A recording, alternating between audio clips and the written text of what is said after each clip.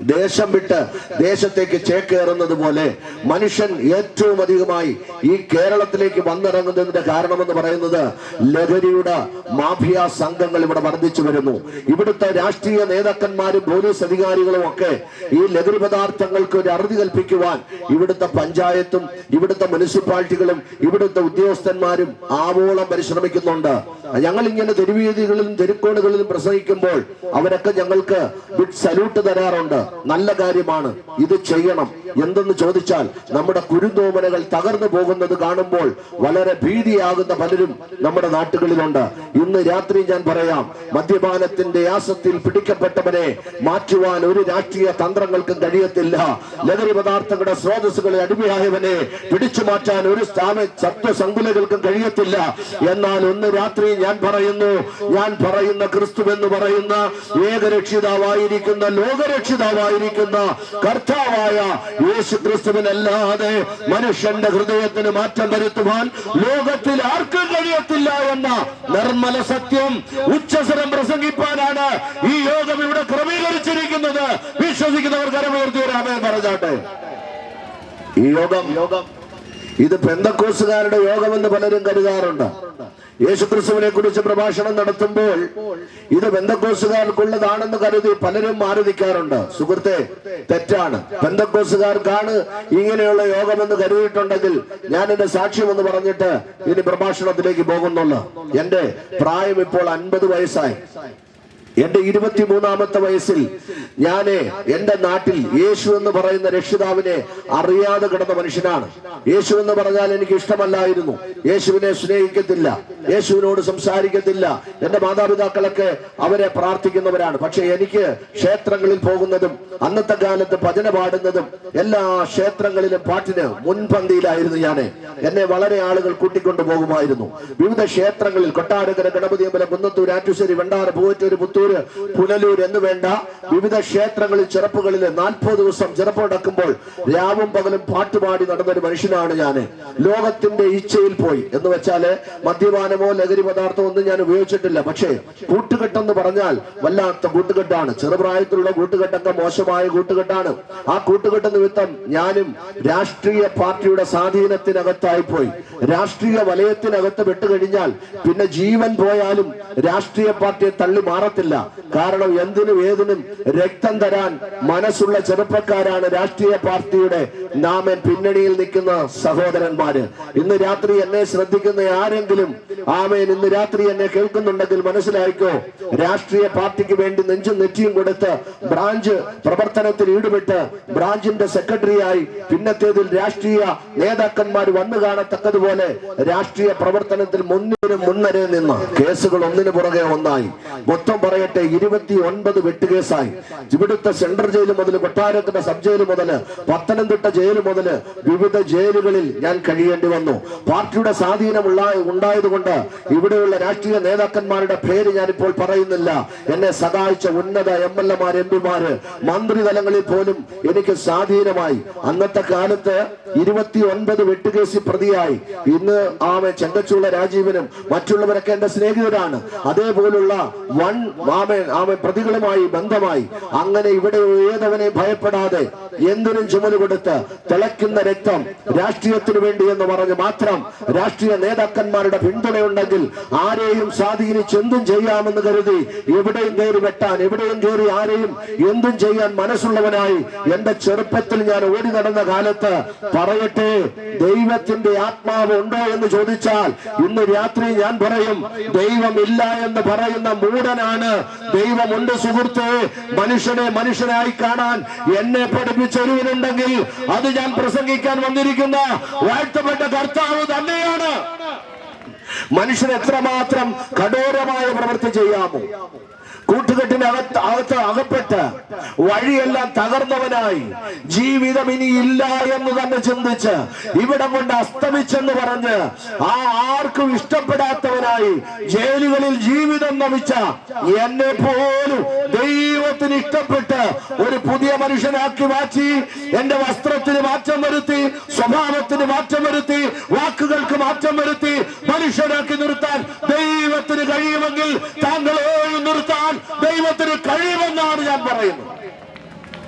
താങ്കൾ ഏത് കുലത്തിൽപ്പെട്ടവനോ ആയിക്കൊള്ളട്ടെ, ഏത് കുടുംബത്തിൽപ്പെട്ടവനോ, ഏത് സാഹചര്യങ്ങളുടെ നടുവിലായിരിക്കുന്ന വ്യക്തി ആയിക്കൊള്ളട്ടെ, ഒരുപക്ഷെ താങ്കൾക്ക് പരസ്യമായി ഇറങ്ങി വന്ന് യേശുവിനെ എനിക്ക് വേണമെന്ന് പറയാൻ കഴിയാത്ത ഒരു സാഹചര്യത്തിലായിരിക്കും ഞങ്ങളെ ഒരുക്കിയിരിക്കുന്ന ഉച്ചഭാഷണ ശബ്ദത്തിൽ ഞങ്ങളെ ശ്രമിക്കുന്നത്. പക്ഷേ ഇന്ന് രാത്രി ഞാൻ പറയുന്നു, താങ്കളെ തേടിയാണ്, താങ്കളെ കരുതിയാണ് ഇവിടെ ഈ യോഗം ക്രമീകരിച്ചിരിക്കുന്നത്. മരണം എന്തിനും അവസാനമാണെന്ന് കരുതരുത്.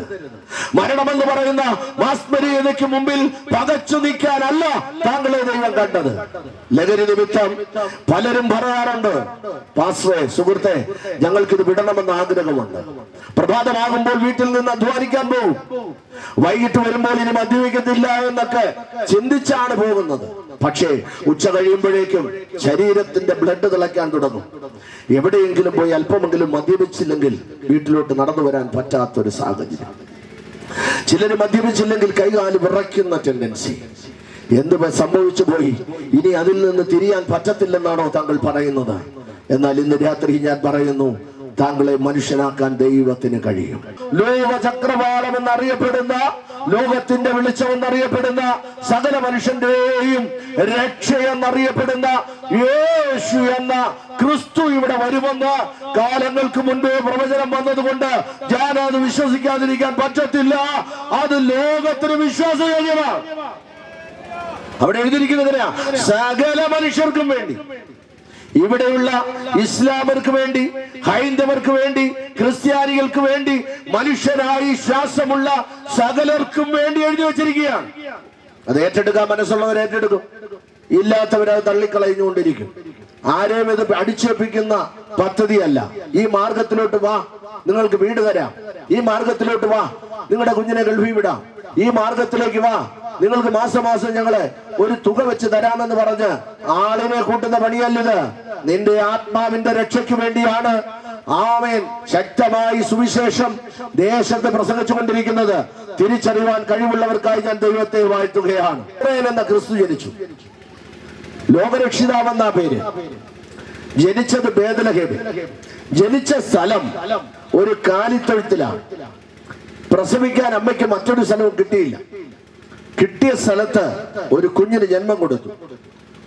ഈ കുഞ്ഞിന് ജന്മം കൊടുത്തപ്പോൾ സകല ബുദ്ധിജീവിയുടെയും ചിന്ത ലോകത്തിന്റെ രക്ഷിതാവായി വരുന്ന, യഹൂദന്മാരുടെ രാജാവെന്നറിയപ്പെടുന്ന ഒരു പ്രജ ജനിക്കുമ്പോൾ രാജകൊട്ടാരത്തിലായിരിക്കണം.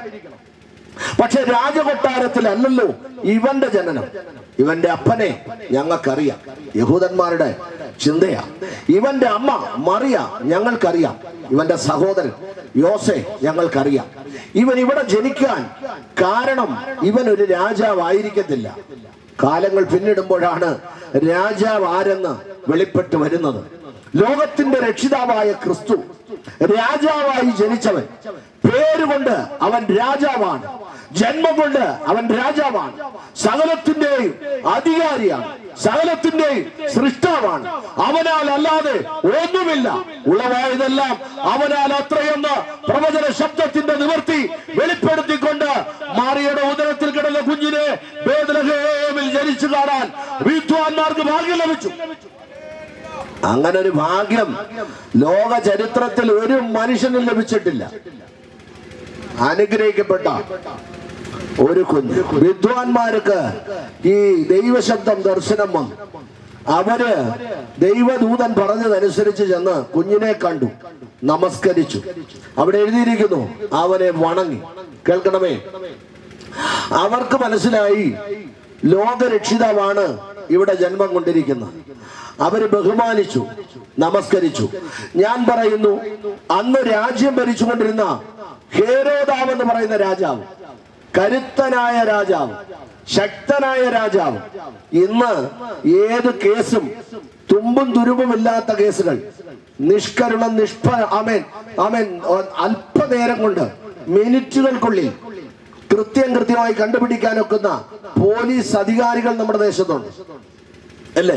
ഏത് കേസും തുമ്പും തുരുമ്പും ഇല്ലാത്ത കേസുകൾ പൊക്കിക്കൊണ്ടുവരും. രാഷ്ട്രീയ സ്വാധീനം കൊണ്ട് പലതും മറച്ചു വെച്ചിരിക്കുകയാണ്. എന്നാൽ നമ്മുടെ പോലീസ് എന്ന് പറഞ്ഞാൽ ലോകത്തിലെ ഏറ്റവും നല്ല പോലീസാണ് കേരള പോലീസ്. അതിന് നമ്മളൊരു ബിഗ് സല്യൂട്ട് കൊടുത്തേ പറ്റത്തുള്ളൂ. ഏത് മറഞ്ഞിരിക്കുന്ന വിഷയവും കൃത്യമായി കണ്ടുപിടിക്കുന്ന ഒരു പോലീസാണ് സംവിധാനമാണ് നമുക്കുള്ളത്. നമുക്ക് പോലീസ് സംവിധാനം മാത്രമല്ല, ഇവിടുത്തെ ഇവിടുത്തെ പോലീസും അതുപോലെ പട്ടാളത്തിന്റെ സംവിധാനം വലുതാണ്. ഇവിടെ CBIയുടെ സംവിധാനം വലുതാണ്, CIDയുടെ പ്രവർത്തനം വലുതാണ്. CIDയും ക്രൈം ബ്രാഞ്ചും എന്ന് വേണ്ട ഇവിടെയുള്ള എല്ലാ മേഖലയിലും ഉൾപ്പെട്ട് നിൽക്കുന്നവർക്ക് കേസുകൾ കണ്ടുപിടിക്കാൻ വളരെ നിഷ്ഫലമാണ്. വേഗത്തിൽ കണ്ടുപിടിക്കും, അവർക്കൊരു പ്രശ്നവുമില്ല. അത്രമാത്രം കണ്ടുപിടിക്കാൻ കരുത്തുള്ളവരാണ് നമ്മുടെ പോലീസുകാർ. ഞാൻ ചോദിക്കുന്നു, ഹേരോദാവിന്റെ പട്ടാളക്കാര് കരുത്തന്മാരായിരുന്നില്ലേ? 2.5 വയസ്സ് വരെ ഒരു കുഞ്ഞിനെ തേടി നടക്കുക. യേശു എന്ന മഹാൻ ജനിച്ചു എവിടെയെന്ന് അന്വേഷിച്ച് നടന്നിട്ട് യേശുവിനെ കാണാൻ പറ്റുന്നില്ല. അന്വേഷിച്ച് നടന്നിട്ടും ദൈവം ഹേരോദാവിന്റെ പടയാളികൾക്ക് കാണിച്ചില്ല. അത് തന്നെ രക്ഷ. മിന്നുന്ന വാളുമായിട്ട്, നിങ്ങൾ ശ്രദ്ധിച്ചോ, മൂർച്ചയുള്ള വാളുമായിട്ട് ഹേരോദാവിന്റെ പടക്കുതിര പോലുള്ള യുദ്ധവീരന്മാര് യേശു എന്ന നസ്രായനെ തിരഞ്ഞ് വിവിധ ഇടങ്ങളിൽ നടന്നു. കണ്ടുകിട്ടിയില്ല, കൊല്ലാൻ പറ്റിയില്ല. പക്ഷെ കിട്ടിയിരുന്നെങ്കിൽ അവർ വെട്ടിയേനെ. കിട്ടിയില്ല. യേശു എന്ന രക്ഷിതാവ് ലോക ചരിത്രത്തിൽ സ്ഥാനം പിടിക്കാൻ ദൈവം കണ്ട ദൈവമായതുകൊണ്ട് ഈ ഹേരോദാവിന്റെ പടയാളികൾ ലജ്ജിച്ചു പോയി. ഞാൻ ചോദിക്കുന്നു, ഹേരോദാവേ, താങ്കളുടെ പടയാളികൾക്ക് കണ്ടുപിടിക്കാൻ പറ്റാത്ത മറിയ എന്ന് പറയുന്ന, യോസഫ് എന്ന് പറയുന്ന മനുഷ്യർക്ക് പൂജാതനായ ഒരു കുഞ്ഞിനെ, ശിശുവിനെ പിടിക്കാൻ പറ്റാത്ത പോയത് താങ്കളുടെ പരാജയവും ഞങ്ങൾ പ്രസംഗിക്കുന്ന യേശുവിന്റെ ജയവുമാണ്. യേശുവിന് എന്താച്ചാ പരാജയം? സഹോദരി, സുഹൃത്തെ, എന്നെ കേൾക്കുന്ന പ്രിയ സഹോദരങ്ങളെ, കുഞ്ഞായിരിക്കുന്ന യേശുവിനെ പിടിക്കാൻ പറ്റാത്ത ഒരു ഭരണ സംഹിതയായിരുന്നു. പിടിക്കാൻ പറ്റത്തില്ല. 12 വയസ്സുള്ളപ്പോൾ യെരൂശലേം ദേവാലയത്തിൽ യേശു വന്നു. അവിടെ ഈ ന്യായപ്രമാണം എന്ന് പറയുന്ന പുസ്തകം വിടർത്തി വെച്ച് തർക്കിക്കാൻ തന്റെ ഇടമുള്ള മതപുരോഹിതന്മാരെ കൂപ്പുകുത്തുന്ന അധികാരത്തിന്റെ വാക്കുകളാണ് യേശു ഉരുവിട്ടത്. അവിടെ മതപുരോഹിതന്മാരായ ജ്ഞാനികളായ ശാസ്ത്രിമാരും പരീശന്മാരും പുരോഹിതന്മാരും നിൽക്കുമ്പോൾ ന്യായപ്രമാണം എന്ന് പറയുന്ന മതഗ്രന്ഥത്തിനകത്ത് അവർക്ക് മറവായിരുന്നത് യേശുവിന് മറവില്ലായിരുന്നു. കാരണം വചനം ക്രിസ്തുവായതുകൊണ്ട് അവരൊന്നും മറവല്ല. വിശുദ്ധ കരമുയർത്തിയൊരു നന്ദി പറഞ്ഞ ഈ രാത്രിയില് ഹല്ലേലൂയ. യേശു എന്ന ലോകരക്ഷിതാവ് ആരാണെന്ന് ഞാൻ തെളിയിച്ചു തരാം. മനുഷ്യന്റെ പാപത്തിന് പരിഹാരം തരാൻ കഴിവുള്ളവൻ ആരാണെന്ന് ഞാൻ തെളിയിച്ചു തരാം. മനുഷ്യനെ മനുഷ്യരായി മാറ്റാൻ കഴിവുള്ളവൻ ആരാണെന്ന് ഞാൻ ഇന്ന് രാത്രി തെളിയിച്ചു തരാം. സുഹൃത്തെ, അബദ്ധത്തിനകത്ത് വീണുപോകരുത്, പാപത്തിനകത്ത് ഈടുപെടരുത്. ദൈവത്തിന്റെ വഴി വേറെ വിശാലമായിട്ടുണ്ട്. ദൈവ വഴിക്ക് വേണ്ടി ഒരുങ്ങാൻ മനസ്സുണ്ടോ? നിനക്ക് വിടുതൽ തരാൻ ദൈവത്തിന് കഴിയും. പ്രശ്നങ്ങൾ ഒത്തിരിയുണ്ട്, പറഞ്ഞാൽ തീരാത്ത പ്രശ്നങ്ങളായിരിക്കും താങ്കൾക്കുള്ളത്. പക്ഷെ ഇങ്ങോട്ട് നോക്ക്, 12 വയസ്സുള്ളപ്പോൾ യെരൂശലേം ദേവാലയത്തിന്റെ മതപുരോഹിതന്മാരുടെ മുമ്പിൽ വചനം കൊണ്ട് നിന്ന ഒരു ക്രിസ്തു. മതപുരോഹിതന്മാർ ആശ്ചര്യപ്പെട്ടു എന്നാണ് അവിടെ എഴുതിയിരിക്കുന്നത്. അവര് പറഞ്ഞൊരു പദം ഞാൻ ആവർത്തിക്കുന്നു, ഇവൻ ഈ ജ്ഞാനം എവിടെ നിന്ന് വന്നു? അപ്പോൾ ഈ ജ്ഞാനം മതപുരോഹിതന്മാർക്കില്ലാത്ത ജ്ഞാനം, ഈ ജ്ഞാനം ന്യായശാസ്ത്രിമാർക്കില്ലാത്ത ജ്ഞാനം, ഈ ജ്ഞാനം എന്ന് പറയുന്നത് ഇവിടുത്തെ വിദ്വാൻമാർക്ക് ലഭിക്കാത്ത ജ്ഞാനം, രാജാക്കന്മാരുടെ അരമനയിൽ നിൽക്കുന്ന ന്യായപാലനം നടത്താൻ കഴിവുള്ളവർക്ക് ലഭിക്കാത്ത ജ്ഞാനമായിരുന്നു യേശു എന്ന് പറയുന്ന 12 വയസ്സുള്ള നസ്രയനായ ക്രിസ്തുവിനുള്ള ഉണ്ടായിരുന്നത്. അവരെ ആശ്ചര്യപ്പെട്ടെന്ന് അവിടെ എഴുതിയിരിക്കുന്നു. പിന്നെ യേശു ക്രിസ്തുവിനെ കുറിച്ച് നമ്മൾ കാണുന്നത് 30 വയസ്സുള്ളപ്പോൾ കാനാവിലെ കല്യാണത്തിന് വരും. യഹൂദന്മാരുടെ ചിന്തയിൽ കാനാവിലെ കല്യാണം ഒരു പ്രത്യേക വിരുന്നായിരുന്നു. ചിലരെ പ്രത്യേകം തിരഞ്ഞുകൊണ്ടുവന്നു, ചിലരെ ക്ഷണിച്ചു വന്നു. ചിലര് പറയുന്നുണ്ട് യേശു വന്നു എന്ന് അറിഞ്ഞുകൊണ്ട് ഒരുപാട് ജനം കയറി വന്നെന്ന് പറയുന്നുണ്ട്. എന്തായാലും പ്രതീക്ഷിച്ചതിനപ്പുറം ആള് അവിടെ വന്നിരുന്നു. അപ്പൊ വന്നവർക്കെല്ലാം വീഞ്ഞ് നൽകേണ്ട ഒരു പതിവ് യഹൂദന്മാർക്കുണ്ട്. യഹൂദന്മാരുടെ വീടുകളിൽ വീഞ്ഞില്ലാതിരിക്കാൻ പറ്റത്തില്ല. പഠിപ്പിക്കൽ അങ്ങനെയാണ്. നമ്മളൊക്കെ എന്ന് പറഞ്ഞു കഴിഞ്ഞാൽ കേരളത്തിൽ ജനിച്ച നമുക്ക് നമ്മുടെ വീട്ടിൽ കവർ പാലില്ലാതിരിക്കാൻ പറ്റത്തില്ല. ഒരു പാലില്ലെങ്കിൽ വലിയ വിഷമോ. ആരെങ്കിലും ഒന്ന് വന്നാലേ ഒന്ന് ചായ ഇട്ട് കൊടുത്ത് അവരെ ഒന്ന് സ്വീകരിക്കുക എന്ന് പറയുന്ന ഒരു സന്തോഷമാണ്. ഒരു പാലില്ലെങ്കിൽ നമ്മുടെ മുഖത്തങ്ങ് മ്ലാനതയോ ഒരു തേയിലുള്ളോ കട്ടൻ ചായയോ ഇടാൻ ബുദ്ധിമുട്ടാണ് നമുക്ക്. ഒരു പാല് പോലും വാങ്ങാൻ നിവൃത്തിയില്ലയോ എന്ന് വന്നവർ കരുതിയാലും യഹൂദന്മാരുടെ വീട്ടിൽ അങ്ങനെയല്ല. അവര് വീഞ്ഞെടുത്ത് വരുന്നവർക്ക് ഒരു ഗ്ലാസ് വീഞ്ഞ് കൊടുക്കും. ഇന്ന് രാത്രി പറയട്ടെ, യഹൂദന്റെ വീടെന്ന് പറയുന്നത് നമ്മുടെ കൂട്ട് വലിയ വീടൊന്നുമല്ല, ആറുകാലി മാടം പോലാണ്. വചനം പഠിച്ചാൽ അറിയാം, യഹൂദന്റെ വീട് ഒരുപാട് കെട്ടിടമല്ല. അവരിങ്ങനെ ഓലക്കുടില് പോലെ, ചെറിയ കുടില് പോലെ വെച്ചിരിക്കുക.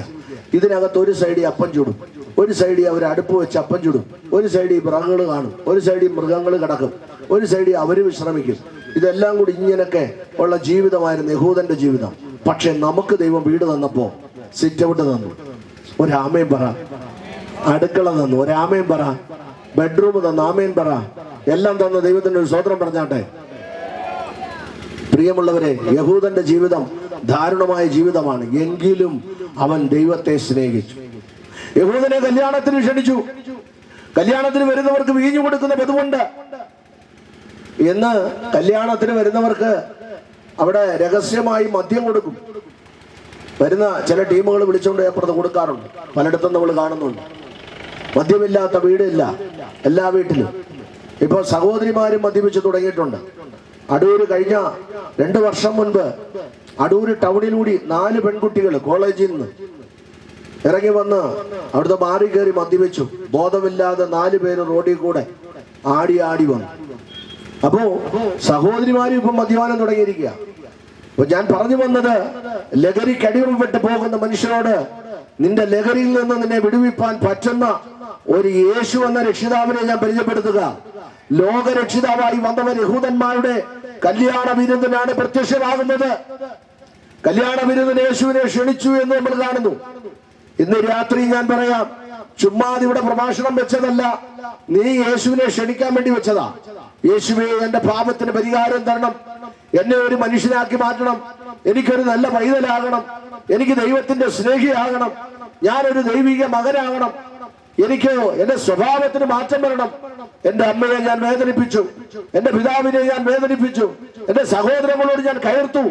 ഏതെങ്കിലും ഭാരം നിന്റെ ഹൃദയത്തിലുണ്ടെങ്കിൽ അതിന് മാറ്റം വരുത്തുവാനാണ് ഇങ്ങനെയുള്ള പ്രഭാഷണം ഇവിടെ ക്രമീകരിച്ചിരിക്കുന്നത്. താങ്കൾക്ക് ഒരുപക്ഷെ വിശ്വസിക്കാൻ പറ്റത്തില്ല യേശുവിന് മാറ്റാൻ പറ്റുമോ എന്ന്. എന്നാൽ ഈ പ്രഭാഷണം കഴിയുമ്പോൾ താങ്കളുടെ ജീവിതത്തിൽ ഒരു മാറ്റമുണ്ടാകും. അത് ദൈവവചനത്തിന്റെ പ്രവൃത്തിയാണ്. ഈ വചനം അതിന്റെ പ്രവൃത്തി ചെയ്തിട്ടേ മടങ്ങി വരത്തുള്ളൂ. വേദപുസ്തകം അങ്ങനെ പഠിപ്പിക്കുന്നു. തെളിവ് തരാം. യേശു നടന്നു വന്ന വഴിക്ക് 12 വർഷം രക്തസ്രാവം പിടിച്ചൊരു സഹോദരി, അവളുടെ ഹൃദയത്തിൽ ഒരു ആഗ്രഹം തോന്നി. യേശുവിന്റെ വസ്ത്രത്തിന്റെ തൊങ്കലിൽ ഒന്ന് തൊട്ടാൽ എന്റെ രോഗം സൗഖ്യമാവും. വിശുദ്ധ ബൈബിൾ അറിയാവുന്നവർക്കറിയാം, ഏറിയ നന്മകൾ എന്ന് വെച്ചാൽ അവളുടെ സമ്പാദ്യം മുഴുവനും വിറ്റു നശിപ്പിച്ചു. വിറ്റുകൊണ്ട് വൈദ്യന്മാർക്ക് കൊടുത്തെന്നാണ് എഴുതിയിരിക്കുന്നത്. പണമെല്ലാം തീർന്നു, ഒന്നുമില്ലാത്തവളായി. ഇപ്പോൾ യേശുവിന്റെ വസ്ത്രത്തിന്റെ തൊങ്കലിൽ തൊടാൻ അവളൊന്ന് ആഗ്രഹിച്ചു. യേശു നടന്നു വരുമ്പോൾ തിക്കും തിരുക്കനകത്ത് ഒത്തിരി ശിഷ്യന്മാരുമായിട്ടാണ് വരുന്നത്. ഈ ജനക്കൂട്ടത്തിനിടയ്ക്കൂടെ യേശു വരുമ്പോൾ യേശുവിന്റെ വസ്ത്രത്തിന്റെ തൊങ്കലിൽ അവളൊന്ന് തൊട്ടു. യേശു അവിടെ നിന്നു. എന്നിട്ട് യേശു പറഞ്ഞു, എന്നെ തൊട്ടതാര്? ശ്രദ്ധിക്കണേ, എന്നെ തൊട്ടതാര്? അപ്പോൾ അവിടെ നിന്ന് ശിഷ്യന്മാരൊക്കെ പറഞ്ഞു, കർത്താവേ, ഞങ്ങളെല്ലാം നിന്റെ കൂടെ ആയിരുന്നു, മുട്ടിയുരുമി നടന്നതല്ലേ, ആര് തൊട്ടെന്നാ? യേശു പറഞ്ഞു, എന്നിൽ നിന്ന് ശക്തി പുറപ്പെട്ടു. ദൈവമക്കൾ ഇവിടെ ഉണ്ടല്ലോ, മിണ്ടാതിരിക്കല്ലേ. നമ്മൾ വെച്ച യോഗമായത്. എന്നിൽ നിന്ന് ശക്തി പുറപ്പെട്ടു. യേശുവിൽ നിന്ന് ശക്തി പുറപ്പെട്ടത് യേശുവിനെ അറിയാം. ഈ ശക്തി എവിടെ പോയെന്നറിയാം. യേശു പോയില്ല, അവിടെ നിന്നു. എന്തിനാണെന്നറിയാമോ? ശക്തി തിരിച്ചു വരണം. ഇനി യേശുവിന് നീങ്ങണമെങ്കിൽ ആരാണെന്ന് വെളിപ്പെടണം. എന്താണ് ഈ ശക്തി പുറപ്പെട്ട് ചെയ്തതെന്നറിയാമോ? അവിടെ ബാധ മാറി രോഗം സൗഖ്യമാക്കി. വചനം ഇവിടെ നിന്ന് പുറപ്പെട്ടാൽ മതി. മുറിക്കകത്തിരിക്കുന്ന നിന്റെ രോഗത്തെ സൗഖ്യമാക്കാൻ എന്റെ യേശുവിന് കഴിയുമെന്ന് ഇന്ന് രാത്രി ഞാൻ പറഞ്ഞാൽ എന്നോടൊപ്പം വിശ്വസിക്കുക. മെഡിക്കൽ കോളേജ് തള്ളിയ വിഷയമാകട്ടെ, ഡോക്ടർമാര് കൈവിട്ട വിഷയമാകട്ടെ, യേശുവിന് നിന്നെ കൊണ്ട് പദ്ധതി ഉണ്ടെങ്കിൽ നിന്നെ വിടുവിച്ചിരിക്കും. യേശുവിന് നിന്റെ മേലിൽ കാര്യമുണ്ടെങ്കിൽ നിന്നെ സൗഖ്യമാക്കിയിരിക്കും. നിന്റെ ക്യാൻസർ ആയാലും ട്യൂമർ ആയാലും, നിന്റെ ശരീരത്തിന്മേൽ ഏത് രോഗമായിരുന്നാലും, നിന്റെ തൈറോയ്ഡ് ആയിരുന്നാലും, ഏത് ഉദരവേദന ആയിരുന്നാലും, ഇന്ന് രാത്രി കേൾക്കുന്ന വചനം തിരിച്ചു വരണമെങ്കിൽ അത് അതിന്റെ പ്രവൃത്തി ഈ ദേശത്ത് ചെയ്യും. ശ്രദ്ധിക്കണേ, യേശു കാനാനിലെ കല്യാണത്തിന് വന്നു. കല്യാണ വീട്ടിൽ വരുമ്പോൾ നമുക്കറിയാം, നമ്മളൊക്കെ കല്യാണ വീട്ടിൽ നിന്നവരാണ്, കല്യാണം ഒത്തിരി കണ്ടവരാണ്, അനുഭവിച്ചവരാണ്. കഴിഞ്ഞ ദിവസം എന്റെ ഭാര്യ പറഞ്ഞ, അച്ഛാ തിരുവനന്തപുരത്ത് ഒരു കല്യാണം നമ്മളെ വിളിച്ചില്ലയോ, പോകണം. ഞാൻ പറഞ്ഞാ പോകാം. ആ ഡേറ്റ് ഒക്കെ ഇല്ല, മീറ്റിംഗ് ഒക്കെ ഉള്ളത് കൊണ്ട് ഡേറ്റ് ഒക്കെ അദ്ദേഹം ഓർത്തിരിക്കും. വീട്ടിലെ പെണ്ണുങ്ങൾ പിന്നെ പ്രത്യേകിച്ചും കല്യാണ ഡേറ്റ് വിളിച്ചു കഴിഞ്ഞാൽ അവര് കുറിച്ച് കലണ്ടറി ഇടും, അന്ന് പോണം. ഒരുങ്ങി ഞങ്ങള് അമ്മയും മക്കളും അപ്പനുമായിട്ട് ഞങ്ങൾ തിരുവനന്തപുരം കല്യാണത്തിന് വന്നു. പാറശാല ഭാഗത്താണ് കല്യാണത്തിന് പോയി. വലിയ വലിയ സന്തോഷത്തോടാണ് പോയത്. പക്ഷേ ഉണ്ണാൻ കയറിയിരുന്നപ്പോൾ ഞങ്ങളുടെ അവിടെ തൂണല്ല, ഇവിടെ തൂണ്. ഞങ്ങളുടെ അവിടെ മീനും ഇറച്ചിയില്ലാത്ത തൂണില്ല. ഇവിടെ അങ്ങനെ ഒരു സംഭവമില്ല. മനസ്സങ്ങ് മടിച്ചു. നിങ്ങൾ ഞങ്ങളുടെ വടക്കോട്ട് വരുമ്പം അവിടുത്തെ കല്യാണത്തിന് കാരണം ഇഷ്ടം പോലെ മീനും ഇറച്ചിയാണ്. ഇവിടെ വ്യത്യാസമുണ്ട് കേട്ടോ, പലയിടത്തും വ്യത്യാസമുള്ള ഭക്ഷണമാണ്. ഇവിടെ പിന്നെ 4 or 5 തരമൊക്കെ പായസങ്ങളായിരുന്നു.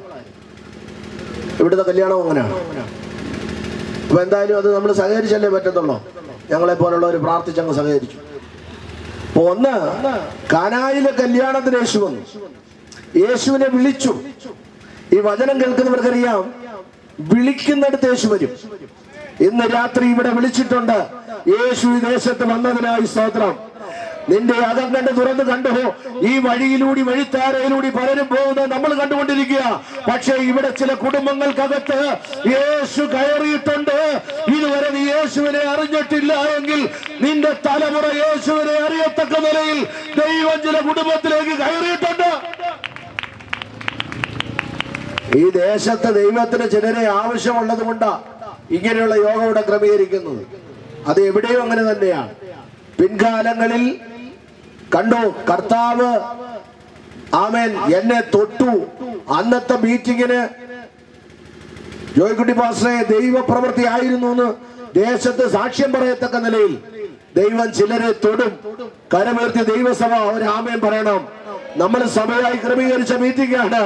ഒരുപക്ഷെ നമ്മുടെ മുമ്പിൽ ഇരിക്കാൻ ലജ്ജ ധരിച്ച് വീട്ടിന്റെ ആമേൻ ഏതോ സ്റ്റെയർ കേസില് എവിടെയോ മാറിയിരുന്നു കൊണ്ട് ഒറ്റയ്ക്കിരുന്ന് ഈ ശബ്ദം കേൾക്കുന്ന സഹോദരി, സുഹൃത്തെ, പിതാവേ, സഹോദര, ഇന്ന് രാത്രി നിന്നോടാ ദൈവാത്മാവ് സംസാരിക്കുന്നത്.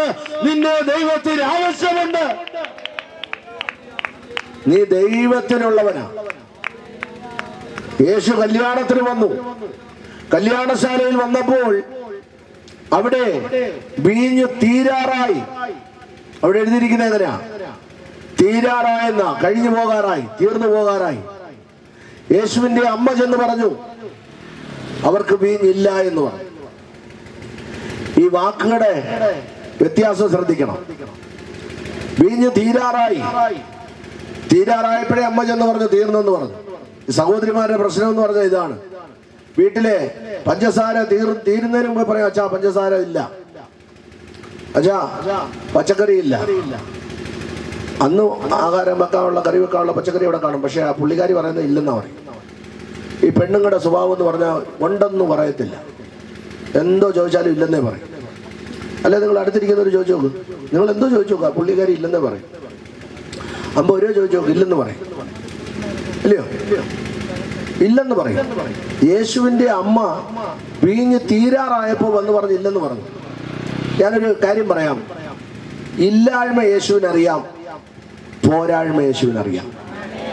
ഒരാമയും പറഞ്ഞേ പറ്റത്തുള്ളൂ. ഹല്ലേലൂയ. നമ്മുടെ ഇല്ലായ്മ അറിയുന്ന ഒരു ദൈവമാണ് നമ്മുടെ ദൈവം. ഒരു ആമയും മനസ്സോട് പറ സുഹൃത്തെ. നമ്മുടെ പോരായ്മ അറിയുന്നവനാ ദൈവം. ഈ പോരായ്മ ഇല്ലായ്മയുടെ കൂട്ടിക്കുഴക്കരുത്. ഇവിടെ കൂട്ടിക്കുഴച്ചു. യേശു അവിടെ എന്ന് പറഞ്ഞു. ഒരു യുക്തിവാദി കഴിഞ്ഞ ദിവസം പ്രസംഗിക്കുന്നു. അദ്ദേഹം പറയുക, യേശു ചെന്ന് അമ്മ മറിയെ സ്ത്രീയെ എന്ന് വിളിച്ചു. അത് അദ്ദേഹത്തിന് വലിയ വേദനയായി പോയി. ഈ സ്ത്രീയെ എന്ന് വിളിച്ചു എന്ന് അദ്ദേഹം ഈ യൂട്യൂബ് ചാനലിൽ പ്രസംഗിച്ചിട്ടുണ്ട്.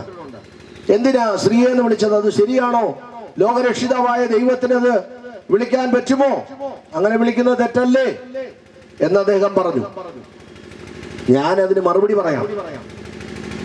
തെറ്റല്ലേ എന്ന് ചോദിച്ചാൽ, മനുഷ്യനായിരിക്കുന്ന ഒരു വ്യക്തിക്കും അമ്മയെ സ്ത്രീ എന്ന് വിളിക്കാൻ പാടില്ല.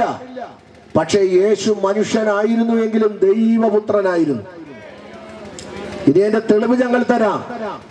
സ്ത്രീ എന്ന് വിളിക്കാനുള്ള കാര്യം ആർക്കാണ്? യഹൂദന്മാർക്ക് അമ്മമാരെയോ പിതാക്കന്മാരെയോ സ്ത്രീ എന്ന് വിളിക്കാൻ അധികാരം? ഞാൻ ഇവിടെ 50 വയസ്സുള്ള മനുഷ്യൻ ഇവിടെ നിന്ന് പ്രസംഗിക്കുക. എന്നെ പെറ്റു വളർത്താൻ പ്രായമുള്ള അമ്മച്ചിമാർ ഇവിടെ ഇരിപ്പുണ്ട്. ഈ ഇതിലെ അമ്മച്ചിമാർക്ക് എഴുന്നേറ്റ് എന്നെ പേര് പറയാം, പേര് വിളിക്കാം. പക്ഷെ അവർ വിളിക്കത്തില്ല. കാരണം ഞാനിവിടെ നിൽക്കുന്നത് ഒരു സുവിശേഷകന്റെ മാനദണ്ഡത്തിലാ. എന്റെ മറ്റൊരു പേര് പാസ്റ്റർ എന്നാ. എന്നെ പെറ്റു വളർത്താൻ പ്രായമുള്ള അമ്മച്ചി എന്നെ പാസ്റ്റർ എന്ന് വിളിക്കും. കാരണം എന്റെ മേളിൽ കിടക്കുന്ന അധികാരം, ഞാനൊരു സഭയുടെ സുവിശേഷകനായതുകൊണ്ട് എനിക്ക് തരുന്ന മാന്യതയാണത്. അങ്ങനെയെങ്കിൽ യേശു ആരാണെന്നും യേശുവിനെ കുറിച്ച് മനസ്സിലാക്കിയ മറിയയ്ക്ക് മനസ്സിലായി യേശു ആരാണെന്ന്. തെളിവ് തരാം. യേശു മറിയെ നോക്കിട്ട് പറഞ്ഞു, സ്ത്രീയെ. സ്ത്രീയെ എന്ന് വിളിച്ചപ്പോൾ അമ്മയ്ക്ക് വേദന വന്നില്ല, അമ്മ പ്രയാസപ്പെട്ടില്ല. അമ്മ ഓടിച്ചെന്ന് അപ്പുറത്ത് എന്നിട്ട് പറഞ്ഞു, ദേ കലവറക്കാരെ വിളിച്ചു, ഇങ്ങോട്ടൊന്നേ, നിങ്ങളെല്ലാരും ഇങ്ങോട്ടൊന്നേ. വന്നു. എന്നിട്ട് മറിയ പറഞ്ഞു, ഞാൻ ഒരുവനെ കാണിച്ചു തരാം. ദേ അവൻ എന്ത് കൽപ്പിച്ചാലും നിങ്ങൾ അത് ചെയ്യണം. വാക്ക് ശ്രദ്ധിക്കണം. അവൻ എന്ത് കൽപ്പിച്ചാലും നിങ്ങളത്, എന്ന് വെച്ചാൽ അർത്ഥം എന്ത് കൽപ്പിച്ചാലും ചെയ്യാൻ കഴിവുള്ളവൻ അപ്പുറത്ത് നിൽപ്പുണ്ട്. അമ്മ മറിയയ്ക്ക് ചെയ്യാൻ പറ്റത്തില്ല. കഴിവുള്ളവനെ മറിയ ചൂണ്ടിക്കാണിച്ചു. അവൻ ചെയ്യും. കരമടിച്ച് ദൈവത്തിന് മഹത്വം കൊടുക്ക്. ഇന്ന് രാത്രിയിൽ ഒരു മറിയമാർക്കും മധ്യസ്ഥ നിൽക്കാൻ പറ്റത്തില്ല. മറിയ ലോകത്തിന് കാണിച്ചു കൊടുത്ത് അവര് ചെയ്യുന്നവരാണ്. അവര് മാത്രമേ കഴിയത്തുള്ളൂ. മനസ്സിലായവർക്കായി സ്തോത്രം ചെയ്യും. മധ്യസ്ഥ അണഞ്ഞാലൊന്നും കാര്യം നടക്കത്തില്ല. ലോകത്തിന് എന്ന് വെച്ചാൽ ഞാനൊന്നുകൂടെ പറയാം, ഞങ്ങൾക്ക് യേശു ആരാണെന്നും യേശുവിനെ കുറിച്ച് എന്ത് ചെയ്യാൻ പറ്റുമെന്നും യേശു എന്തൊക്കെ ചെയ്യാൻ കഴിവുള്ളവനാണെന്നും ലോകത്തിന് ആദ്യം കാണിച്ചു തന്നത് സ്വന്തം അമ്മ മറിയയാണ്. സ്ത്രീ എന്ന് വിളിച്ചപ്പോൾ കാണിക്കാൻ കാര്യം എന്താണെന്നറിയാമോ? യഹൂദന്മാരുടെ ഇടയ്ക്ക് സ്ത്രീ എന്ന് വിളിക്കാൻ അനുവാദമുള്ളത് പുരോഹിതനാണ്. പള്ളിയിലെ പുരോഹിതന്മാര്.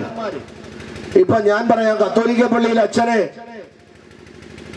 അച്ഛൻപട്ടമൊക്കെ പഠിച്ച് അച്ഛനായി ലോക കിട്ടി. എന്റെ കൂടെ പഠിച്ചവരൊക്കെ അച്ഛന്മാരുണ്ട്. ഞാനും കത്തോലിക്ക നിന്നയാളാ. അപ്പൊ കത്തോലിക്ക നിന്ന് വർഷങ്ങൾ അച്ഛന്മാരുടെ കൂടെ നടന്നയാളാ. അപ്പൊ കൂതാശ എന്തുവാ, കൊന്തമാലയെങ്ങനെ ചൊല്ലേണ്ടത്, നെന്മാർജോനെ എങ്ങനെ ചൊല്ലേണ്ടത് എല്ലാം പഠിച്ചിട്ട് വന്നതാ. അവിടെ സ്നാനപ്പെട്ടത്. പക്ഷെ അറിവില്ലാത്ത കാലത്തായിരുന്നേ ഉള്ളൂ.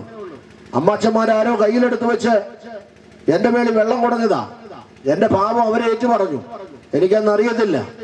ഞാൻ പറയട്ടെ, എന്റെ വീട്ടിൽ എന്റെ മോനെ അച്ഛൻപട്ടം പഠിച്ചിട്ട് വന്നാൽ ശ്രദ്ധിക്കണം. എന്റെ മോൻ അച്ഛൻപട്ടം പഠിച്ചിട്ട് വന്ന് അച്ഛനായി നിന്നാൽ ഞാൻ അവനെ പേരല്ല വിളിക്കുന്നത്, അച്ഛനാ വിളിക്കുന്നത്. അത് കത്തോലിക്കക്കാരുടെ ചെന്ന് നോക്കണം.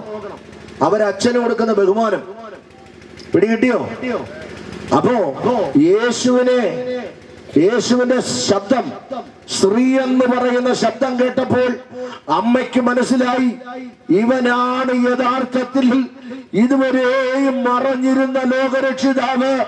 ഇവൻ പറഞ്ഞാൽ സകലതും സാധ്യമാകും, ഇവനാൽ കൂടാതെ ഒന്നുമില്ല എന്ന് തിരിച്ചറിഞ്ഞ അമ്മ ലോകത്തിന് കാണിച്ചു കൊടുത്തു, അവൻ ചെയ്യും.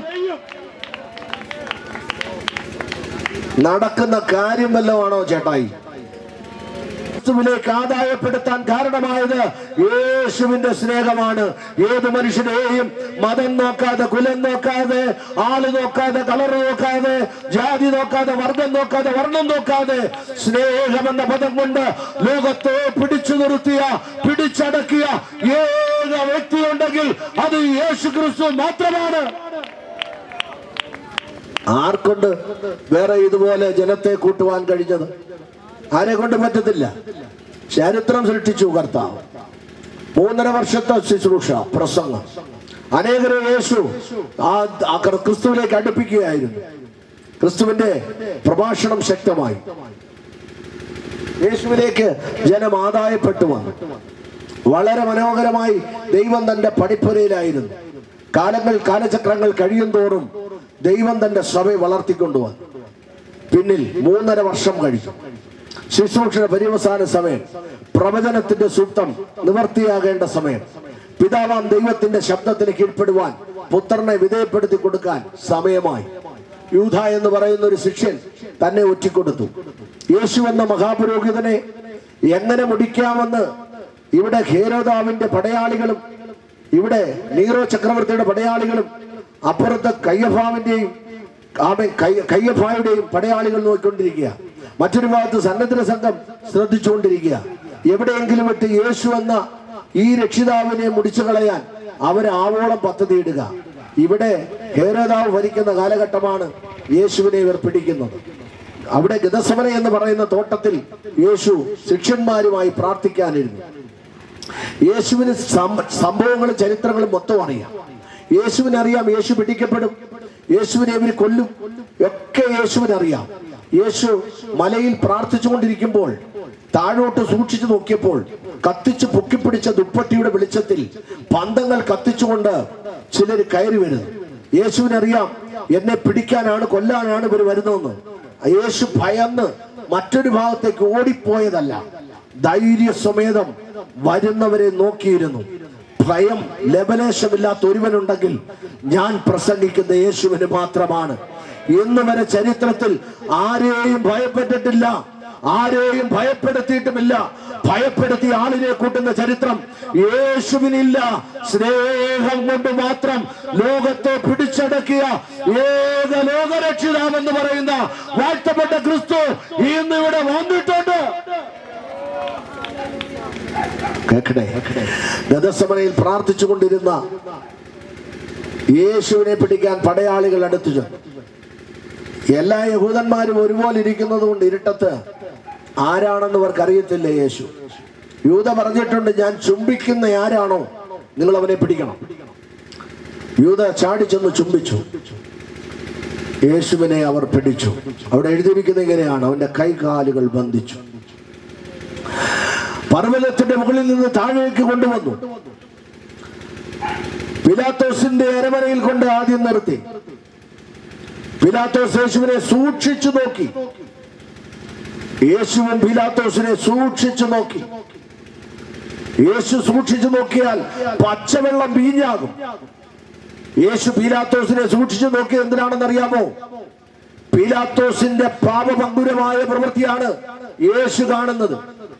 യേശുവിനെ കുറ്റക്കാരനായി നിർത്തിയപ്പോൾ പീലാത്തോസിന്റെ കുറ്റം യേശുവിന് തെളിഞ്ഞു. പീലാത്തോസിനെ കുറിച്ച് ചരിത്രം പറയുന്നത് അധികാരത്തിന്റെ കസേര വിട്ടുകളയാതിരിക്കാൻ ജനത്തിന്റെ ഇച്ഛയ്ക്ക് നിന്നവനാ. എന്ന് വെച്ചാൽ അധികാരം മോഹിച്ച് നീതിയെ നിഷേധിക്കും. പക്ഷേ അധികാരത്തെ മോഹിച്ച് ആര് നീതിയെ നിഷേധിച്ചാലും യേശു നീതി വിട്ടൊരു കാര്യത്തിന് നിൽക്കത്തില്ല. യേശു നിന്ന ചരിത്രമില്ല. യേശുവിൽ അനീതിയില്ല, യേശുവിൽ പാപമില്ല. താങ്കൾ പറഞ്ഞില്ലേ യേശുവിനെ എങ്ങനെയാ സ്വീകരിക്കുന്നത്, യേശുവിന് എന്താണ് ക്വാളിഫിക്കേഷൻ, യേശുവിനെ എങ്ങനെയാണ് ഞങ്ങൾ അറിയേണ്ടത്? ഞാൻ പറയുന്നു, പാപമില്ലാത്തൊരുവനെ ഞാൻ പരിചയപ്പെടുത്തുന്നു.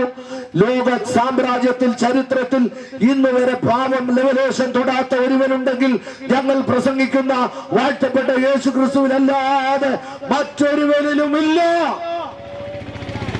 യാതൊരു പാവവും ചെയ്യാത്ത യേശു ക്രിസ്തുവിനെ പീലാത്തോസ് അധികാര കസേര നഷ്ടമാകാതിരിക്കാൻ യേശുവിനെ സൂക്ഷിച്ചു നോക്കിയപ്പോൾ യേശു പീലാത്തോസിന്റെ പാപം കണ്ടു. യേശുവിന് മനസ്സിലായി, പീലാത്തോസിന് മനസ്സിലായി, ഇവൻ ഒരു തെറ്റും ചെയ്തിട്ടില്ല. പീലാത്തോസ് യേശുവിനെ ഹേരോദാവിന്റെ കോടതിയിലേക്ക് വിട്ടു. ഹേരോദാവിന്റെ കോടതിക്കകത്ത് യേശു ചെന്നു. യേശുവിനെ ബന്ധിച്ച് നിർത്തിയൊക്കിയിരിക്കുകയാണ്. യേശു ഹേരോദാവിനെ സൂക്ഷിച്ചു നോക്കി. പീലാത്തോസ് ഹേരോദാവും ബദ്ധശത്രുക്കളായിരുന്നു. പ്രശ്നം വരുമ്പോൾ ചിലരൊക്കെ ഒന്നിക്കും.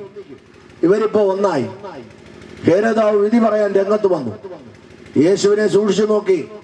ഹേരോദാവിന്റെ പാപം എന്തെന്ന് യേശുവിന് മനസ്സിലായി. രണ്ടാം ഭരണകാലം നടക്കുന്നു.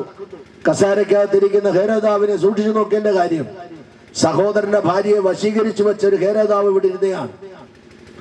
അപ്പം സഹോദരന്റെ ഭാര്യയെ വശീകരിച്ചു വെച്ചത് തെറ്റാണെന്ന് പറഞ്ഞ സ്നാപകന്റെ തലവെട്ടി താമ്പൂലെ തട്ടിക്കയറ്റി. അപ്പൊ ഒന്ന് വ്യഭിചാരവും ചെയ്തു, രണ്ട് കൊലപാതകവും ചെയ്തു. അവര് ഭരണം നടത്തിക്കൊണ്ടിരിക്കുന്ന, വാഴ്ച നടത്തുന്ന കസേരയിൽ അതേ ഭരണത്തിന് ജോലി കൊടുക്കുന്ന അടുത്ത ഹേരോദാവ്. ഈ ഹേരോദാവിനെ സൂക്ഷിച്ചു നോക്കിയ യേശുവിന് മനസ്സിലായി. യേശുവിനെ കണ്ടപ്പോൾ അവൻ പറഞ്ഞു, പീലാത്തോസിന്റെ കോടതി കൊണ്ടുപോകാൻ. രണ്ടാം പ്രാവശ്യം ഹേരോദാവിന്റെ പീലാത്തോസിന്റെ കോടതിയിലേക്ക് ഹേരോദാവ് തള്ളിവിട്ടു. പീലാത്തോസ് കൈ കഴുകി, ഇവന്റെ രക്തത്തിൽ എനിക്ക് പങ്കില്ല എന്ന് പറഞ്ഞു ഒഴിഞ്ഞു മാറി. കേൾക്കണമോ? അടുത്ത കോടതിക്ക് യേശുവിനെ കൈമാറി. അടുത്ത കോടതി എന്ന് പറയുന്നത് ഇവിടുത്തെ ഹന്നാവിന്റെയും കയ്യപ്പായുടെയും കോടതിയാ. ആ രണ്ട് കോടതിയിലും വിസ്തരിച്ചു. യേശുവിന് ഒരു തെറ്റും കണ്ടില്ല. അടുത്ത കോടതിയാകുന്ന സന്നിധി സംഘത്തിന്റെ കോടതിയിൽ അയച്ചു. 70 പേരടങ്ങുന്ന സന്നിധി സംഘമായ പുരോഹിതനാൽ അധികാരമുള്ള ഭരണാധികാരി വിധി പറയാൻ രംഗത്ത് വന്നു. 39 അടിക്ക് യേശുവിനെ വിധേയപ്പെടുത്തി. യഹൂദന്മാരുടെ നിയമമനുസരിച്ച് 39 അടി യേശുവിൽ വെച്ചു കൊടുക്കാൻ പറഞ്ഞു. അവരെ കൊണ്ടുവന്നൊരു കുറ്റിയോട് ചേർത്ത് ബന്ധിച്ചു. അവന്റെ മുകളിലെ ശരീരത്തിലുള്ള വസ്ത്രങ്ങളെല്ലാം അഴിച്ചു മാറ്റി. ഒരു ചെറിയ ഉറുമാല് മാത്രം അവനെ ഉടുപ്പിച്ചു. കേൾക്കണമേ, ഒരു കുറ്റിയോട് ചേർത്ത് ചങ്ങലയിട്ട് ബന്ധിച്ചു നിർത്തി. എന്നിട്ട് 7 കുതിരയുടെ തോൽവാറ് കൊണ്ട് പിന്നിയെടുത്ത 2 ചാട്ടകൾ. ഈ ചാട്ടകൾ വെച്ചിരിക്കുന്നത് ഒരസ്ഥിയിലാണ്. ഈ അസ്ഥിയുടെ തുമ്പത്ത് 1 അടി 1.5 അടി നീളത്തിലാണ് ഈ വള്ളികൾ കിടക്കുന്നത്. ഈ വള്ളിയുടെ തുമ്പത്ത് ഇരുമ്പ് കട്ടകൾ പിടിപ്പിച്ചിട്ടുണ്ട്, മുൾക്കൊളുത്തുകൾ വെച്ചിട്ടുണ്ട്. ഈ അസ്ഥി വെച്ചാണ് ശരീരത്തെ അടിക്കുന്നത്. കുനിഞ്ഞു മുട്ടുകുത്തി നിൽക്കുന്ന കർത്താവിന്റെ മുതുകത്ത് ഈ അസ്ഥി കൊണ്ട് അവർ ആഞ്ഞടിക്കാൻ തുടങ്ങി. ഓരോ അസ്ഥികൾ അടി വാങ്ങിക്കുമ്പോഴും ഇരുമ്പ് കട്ടകൾ അവന്റെ ശരീരത്ത് ആഞ്ഞു പതിച്ചു. മുൾക്കൊളുത്തുകൾ അവന്റെ ശരീരത്തെ മാംസത്തിൽ കയറി പിടിച്ചു. ചാട്ടകൾ പിടിക്കുമ്പോൾ വരാത്തത് കൊണ്ട് പടയാളികൾ വെട്ടിച്ചു വലിച്ചെടുത്തു. ഓരോ അടി അടിക്കുമ്പോഴും ഈ മുൾക്കൊളുത്തുകൾ കൊണ്ടിറങ്ങിയ സ്ഥലം മുഴുവനും യെശയ്യാ പ്രവാചകൻ 53-ാം അധ്യായത്തിൽ എഴുതി വെച്ചു. ഉഴവച്ചാലുപോലെ അവർ അവന്റെ മുതുക് ഉഴുതുമറിച്ചു. ഉണങ്ങിയ നിലത്ത് കലപ്പ വെച്ച് മറിക്കുന്നത് പോലെ അവർ ഉഴുതുമറിച്ചു. വയൽപ്പാടങ്ങൾ കീറി മറിക്കുന്നത് പോലെ നസ്രായന്റെ മുതുക് കീറി മറിച്ചു. കീറി മറിച്ചിട്ടും പരാജയത്തിന്റെ ഒരു വാക്കും പറയാത്ത ഒരുവനെയാണ് ഇന്ന് രാത്രി ഞാനിവിടെ പ്രസന്റ് ചെയ്യുന്നത്. എത്ര തല്ലിയാലും അടിച്ചാലും തന്റെ ജനത്തിനു വേണ്ടി ജീവൻ കൊടുക്കാൻ വന്നവൻ പിതാവിനെ അനുസരിച്ച് നിന്നതോർത്ത് ഇന്ന് രാത്രി ദൈവമക്കൾ കരമേർത്തി സ്തോത്രം പറയണം. ഹല്ലേലൂയ. സുഹൃത്തേ, താങ്കൾ പറഞ്ഞില്ലേ കർത്താവ് എന്തു ചെയ്തു? താങ്കളുടെ പാപത്തിന്റെ പരിഹാരത്തിന് വേണ്ടിയാണ് ഗോൽഗുത്ത എന്ന് പറയുന്ന സ്ഥലത്ത് നിന്ന് തലോരിടം എന്ന് പറയുന്ന സ്ഥലം വരെയും രക്തം വാർന്നൊഴുകത്തക്കതുപോലെ ഗബദ എന്ന കൽത്തളങ്കിൽ മുൾക്കൊളുത്തുകളാൽ പിടിക്കപ്പെട്ട് പടയാളികൾ വലിച്ചു കീറുമ്പോൾ അലറിക്കരയുന്ന കർത്താവ് ഒറ്റ വാക്കും മിണ്ടാതിരുന്നതിന്റെ കാരണം നമുക്ക് വേണ്ടി സഹിക്കുകയായിരുന്നു, ലോകത്തിന് വേണ്ടി സഹിക്കുകയായിരുന്നു. ഒരു മനുഷ്യന് സഹിക്കത്തില്ല. ആരും കേട്ടാലും ചിന്തിക്കാൻ പറ്റാത്ത നിലവാരത്തിൽ ആ മർദ്ദനം നടക്കുന്നു. ക്രൂരമായിട്ട് മർദ്ദിച്ചു.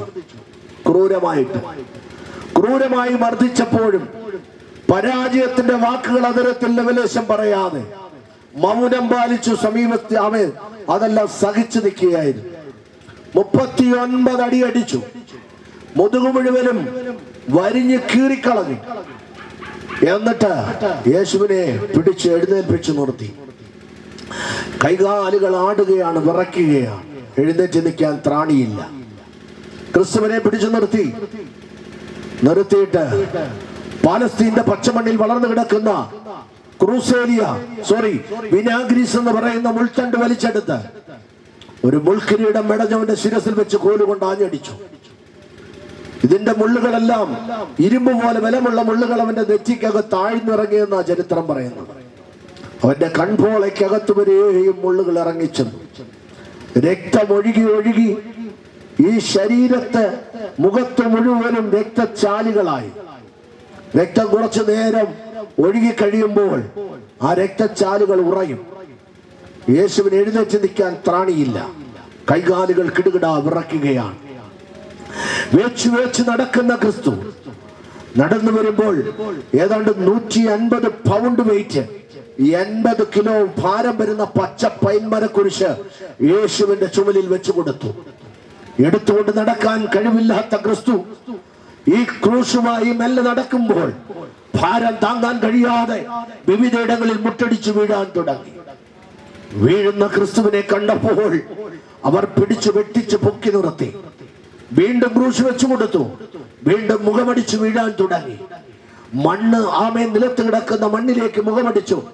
പച്ച രക്തം മുഴുവനും മണ്ണായി. ഈ കണ്ണ് തുറക്കാൻ പറ്റാത്ത അനുഭവത്തിൽ വേദനയോട് നടക്കുന്ന ക്രിസ്തുവിനെ നിലത്ത് വീണപ്പോൾ എഴുന്നേക്കാൻ വയ്യാതെ മുട്ടിടിച്ചു നിൽക്കുമ്പോൾ ആരോ ഒരാള് തന്റെ ക്രൂശ് മെല്ലെ പൊക്കുന്നതായി തോന്നി. വയലിൽ നിന്ന് കയറി വന്ന കുറേനക്കാരനായ ശീമോനെ വലിച്ച് ക്രൂശിന്റെ കീഴിലേക്ക് ഇട്ടുകൊടുത്തു. യേശുവിന്റെ ക്രൂശിന്റെ കീഴിൽ കയറി മെല്ലെ തോള് കൊടുത്ത് ശീമോൻ ക്രൂശ് പൊക്കി. ഈ ക്രൂശ് മെല്ലെ പൊക്കുന്നത് ആരാണെന്ന് കാണാൻ ഈ കണ്ണ് മെല്ലെ തുറന്നവനെ സൂക്ഷിച്ചു നോക്കി. ഇന്ന് രാത്രി ഞാനൊരു ദൂത് കൈമാറട്ടെ സുഹൃത്തെ. പച്ചവെള്ളത്തെ സൂക്ഷിച്ചു നോക്കിയവൻ കുറേനക്കാരനായ ശീമോനെ സൂക്ഷിച്ചു നോക്കിയതേ ഉള്ളു. കാലങ്ങൾ പിന്നിട്ടപ്പോൾ അവന്റെ തലമുറ രണ്ടുപേരെയും രാജസ്ഥാനത്ത് കൊണ്ടുവരാൻ മറന്നില്ല. ഇന്ന് രാത്രി ദൈവം സൂക്ഷിച്ചു നോക്കിയാൽ ദൈവത്തെ നമ്മെ അനുഗ്രഹിപ്പാൻ ദൈവത്തിന് കഴിയും. അവന്റെ നോട്ടം സകല മനുഷ്യന്റെയും പാപത്തെ പോക്കാൻ കഴിയുന്നതാണെന്ന് തിരിച്ചറിയുന്നവർക്കായി സ്തോത്രം. Praise the Lord. കരമേൽത്തി കർത്താവിന് നന്ദി പറഞ്ഞാട്ടെ. സന്തോഷത്തോടെ നന്ദി പറഞ്ഞാട്ടെ. ഇന്ന് രാത്രി പറയട്ടെ, എന്റെ പ്രിയമുള്ളവരെ, ആമേൻ ക്രൂശിന്റെ കീഴിൽ കിടന്ന കുറേനക്കാരനായ ശീമോന് ഒരു ഭാഗം തടിയെടുത്ത് തോളിൽ വെച്ചു കൊടുത്തു. Praise the Lord, praise the Lord. ക്രൂശ് മെല്ലെ പൊക്കി. യേശു വേച്ചും വിറച്ചും വീണും എഴുന്നേറ്റും അവൻ നടന്നു. 3.5 കിലോമീറ്റർ ദൂരം യേശുവിനെ നടത്തി. പുറകിൽ കരഞ്ഞുകൊണ്ടുവന്ന സഹോദരിമാരെ കണ്ടിട്ട് യേശു നിന്ന് പറഞ്ഞു, നിങ്ങൾ എന്നെ ചൊല്ലി കരയണ്ട. കരമേർത്തി കർത്താവിന്റെ നന്ദി പറ. യേശു അന്നേ പറഞ്ഞിട്ടുണ്ട്, എന്നെ ഓർത്ത് നിങ്ങൾ കരയണ്ട, നിന്റെ തലമുറ ഓർത്ത് കരഞ്ഞോ. നിന്റെ കുഞ്ഞിനെ പഠിക്കാൻ വിടുമ്പോൾ തെറ്റായ വഴിയിൽ പോയി പാപത്തിനകത്ത് വിട്ട് വഴി തകർന്നവനായി മദ്യലഹരിയിലെ മീശ വടിക്കാതെ താടി വടിക്കാതെ മുടി വളർത്തിയവനായി വിരൂപമായി അമ്മ ആരാണ് പെങ്ങളാരാണെന്ന് തിരിച്ചറിയാതെ കാത്തിയും അരയിൽ വെച്ചുകൊണ്ട് പ്രിയ സ്വഭാവമായി പോകാതിരിക്കാൻ നിന്റെ തലമുറ ഓർത്ത് കരയാൻ യേശു അന്നേ പറഞ്ഞു കഴിഞ്ഞു. ഈ പ്രഭാഷണത്തിന്റെ പ്രത്യേകത എന്ന് പറയുന്നത് നമ്മുടെ തലമുറ നശിച്ചു പോകരുത്, ദേശം വിടുവിക്കപ്പെടണം. വിശ്വസിക്കുന്നവര് രാമയും പറഞ്ഞാട്ടെ. സന്തോഷത്തോടെ എന്നോടൊപ്പം രാമയും പറഞ്ഞാട്ടെ. നമ്മുടെ കർത്താവ് ജീവിക്കുന്നു. യേശു പാപത്തിന്റെ ഈടുറ്റ മനുഷ്യനെ വിടുവിപ്പാനായി തന്നെത്താൻ ഏൽപ്പിച്ചു കൊടുക്കുകയായിരുന്നു. മനുഷ്യന്റെ പാപത്തിന്റെ പരിഹാരത്തിന് വേണ്ടി മനുഷ്യൻ ചെയ്തു കൂട്ടുന്ന പാപത്തിൽ നിന്ന് മനുഷ്യനെ മോചിപ്പിക്കുവാൻ തന്റെ രക്തം തരികയായിരുന്നു എന്ന് നമുക്ക് തിരുവഴുത്തിൽ കാണാൻ കഴിയുന്നുണ്ട്. ഗോൽഗുത്ത തലയോടിടമെന്ന് പറയുന്ന സ്ഥലത്തേക്ക് യേശുവിനെ കൊണ്ടുചെന്നു. 8 ഇഞ്ച് വലിപ്പമുള്ള കാരിരുമ്പാണി യേശുവിന്റെ കൈകാലുകളിൽ അവർ അടിച്ചു താഴ്ത്തി. ഈ ക്രൂശിലേക്ക് അടിച്ചു താഴ്ത്തിയിട്ട് ഇതിന്റെ ബാക്ക് സൈഡ് അവർ അടിച്ചു മടക്കി. എന്നിട്ട് ഈ ക്രൂശ് പൊക്കി വെട്ടിയ കുഴിയിലേക്ക് നാട്ടി. അവിടെ എഴുതിയിരിക്കുന്നത് എങ്ങനെയാ? 3 കാരിരുമ്പാണിയിൽ അവന്റെ മാംസം തൂങ്ങിക്കിടം. നോക്ക്, ലോകത്തിന്റെ പാപത്തെ ചുമക്കാൻ വന്ന ദൈവത്തിന്റെ കുഞ്ഞാണ് ഈ ക്രിസ്തുവാണ്.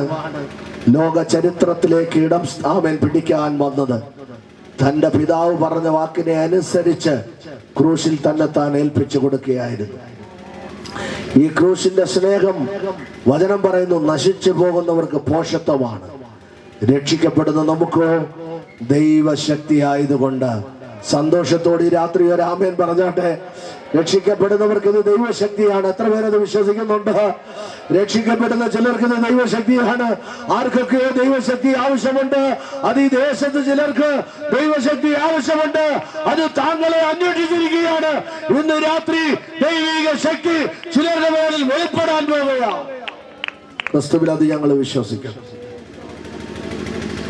ദൈവത്തിന്റെ ശക്തി ആമേൻ വലുതെന്ന് തിരിച്ചറിയാൻ ഇവിടുത്തെ പടയാളികള് ലജ്ജിച്ചു പോകുമാറ് ദൈവത്തിന്റെ പ്രവൃത്തി വെളിപ്പെട്ടു. ദൈവത്തിന്റെ പ്രവൃത്തി വെളിപ്പെടുമ്പോൾ ആമേൻ ക്രൂശിൽ കിടന്ന കർത്താവ് ആമേൻ മരിച്ചു എന്നവർക്ക് ബോധ്യമായി. അവിടെ എഴുതിയിരിക്കുന്നത് ഇങ്ങനെയാ, അവര് തല്ലിയപ്പോഴോ അവര് മർദ്ദിച്ചപ്പോഴോ ഒന്നുമല്ല കർത്താവ് മരിച്ചത്. ക്രൂശിൽ കിടന്നിട്ട് താൻ പിതാവിനോട് സംസാരിച്ചു, എന്റെ ആത്മാവിനെ തൃക്കരങ്ങളിൽ തരുന്നു. ഇന്ന് രാത്രി എന്നെ ശ്രദ്ധിക്കണം പ്രിയ സഹോദരങ്ങളെ. യേശു പറയുന്ന പദം ഇതാണ്, എന്റെ ആത്മാവിനെ ഞാൻ തൃക്കരങ്ങളിൽ തരുന്നു. വല്ലവന്റെ അടി കൊണ്ട് വല്ല വിധേനെ ചത്തു തല്ലിയോ നിന്റെ ക്രിസ്തു എന്നൊക്കെ ചിലർ പറയാറുണ്ട് സുഹൃത്തെ. അങ്ങനെയല്ല, ആത്മാവിനെ നൽകിയവന്റെ അടുക്കിലേക്ക് കൊടുത്തു. ഞങ്ങൾ വിശുദ്ധ ബൈബിൾ വിശ്വസിക്കുന്നവരാണ്, പ്രമാണത്തിൽ അടിയുറച്ചു നിൽക്കുന്നവരാണ്. പ്രമാണത്തിനകത്ത് എഴുതിയിരിക്കുന്നു, ആത്മാവിനെ നൽകിയവന്റെ അടുക്കിലേക്കാണ് ദൈവം അയക്കുന്നത്. അതുകൊണ്ട് സഭാപ്രസംഗി എന്ന് പറയുന്ന പുസ്തകം വേദപുസ്തകത്തിലുണ്ട്. സഭാപ്രസംഗി എന്ന് പറയുന്ന പുസ്തകത്തിനകത്ത് 12-ാം അധ്യായത്തിൽ എഴുതിയിട്ടുണ്ട്. അതിന്റെ ആ ഭാഗം ഒന്ന് വായിക്കാൻ പറ്റുമോ? സഭാപ്രസംഗി 12-ാം അധ്യായം 1 മുതൽ വായിച്ചു വിട്ടാട്ടെ, പെട്ടെന്ന് പറഞ്ഞു വിടാം.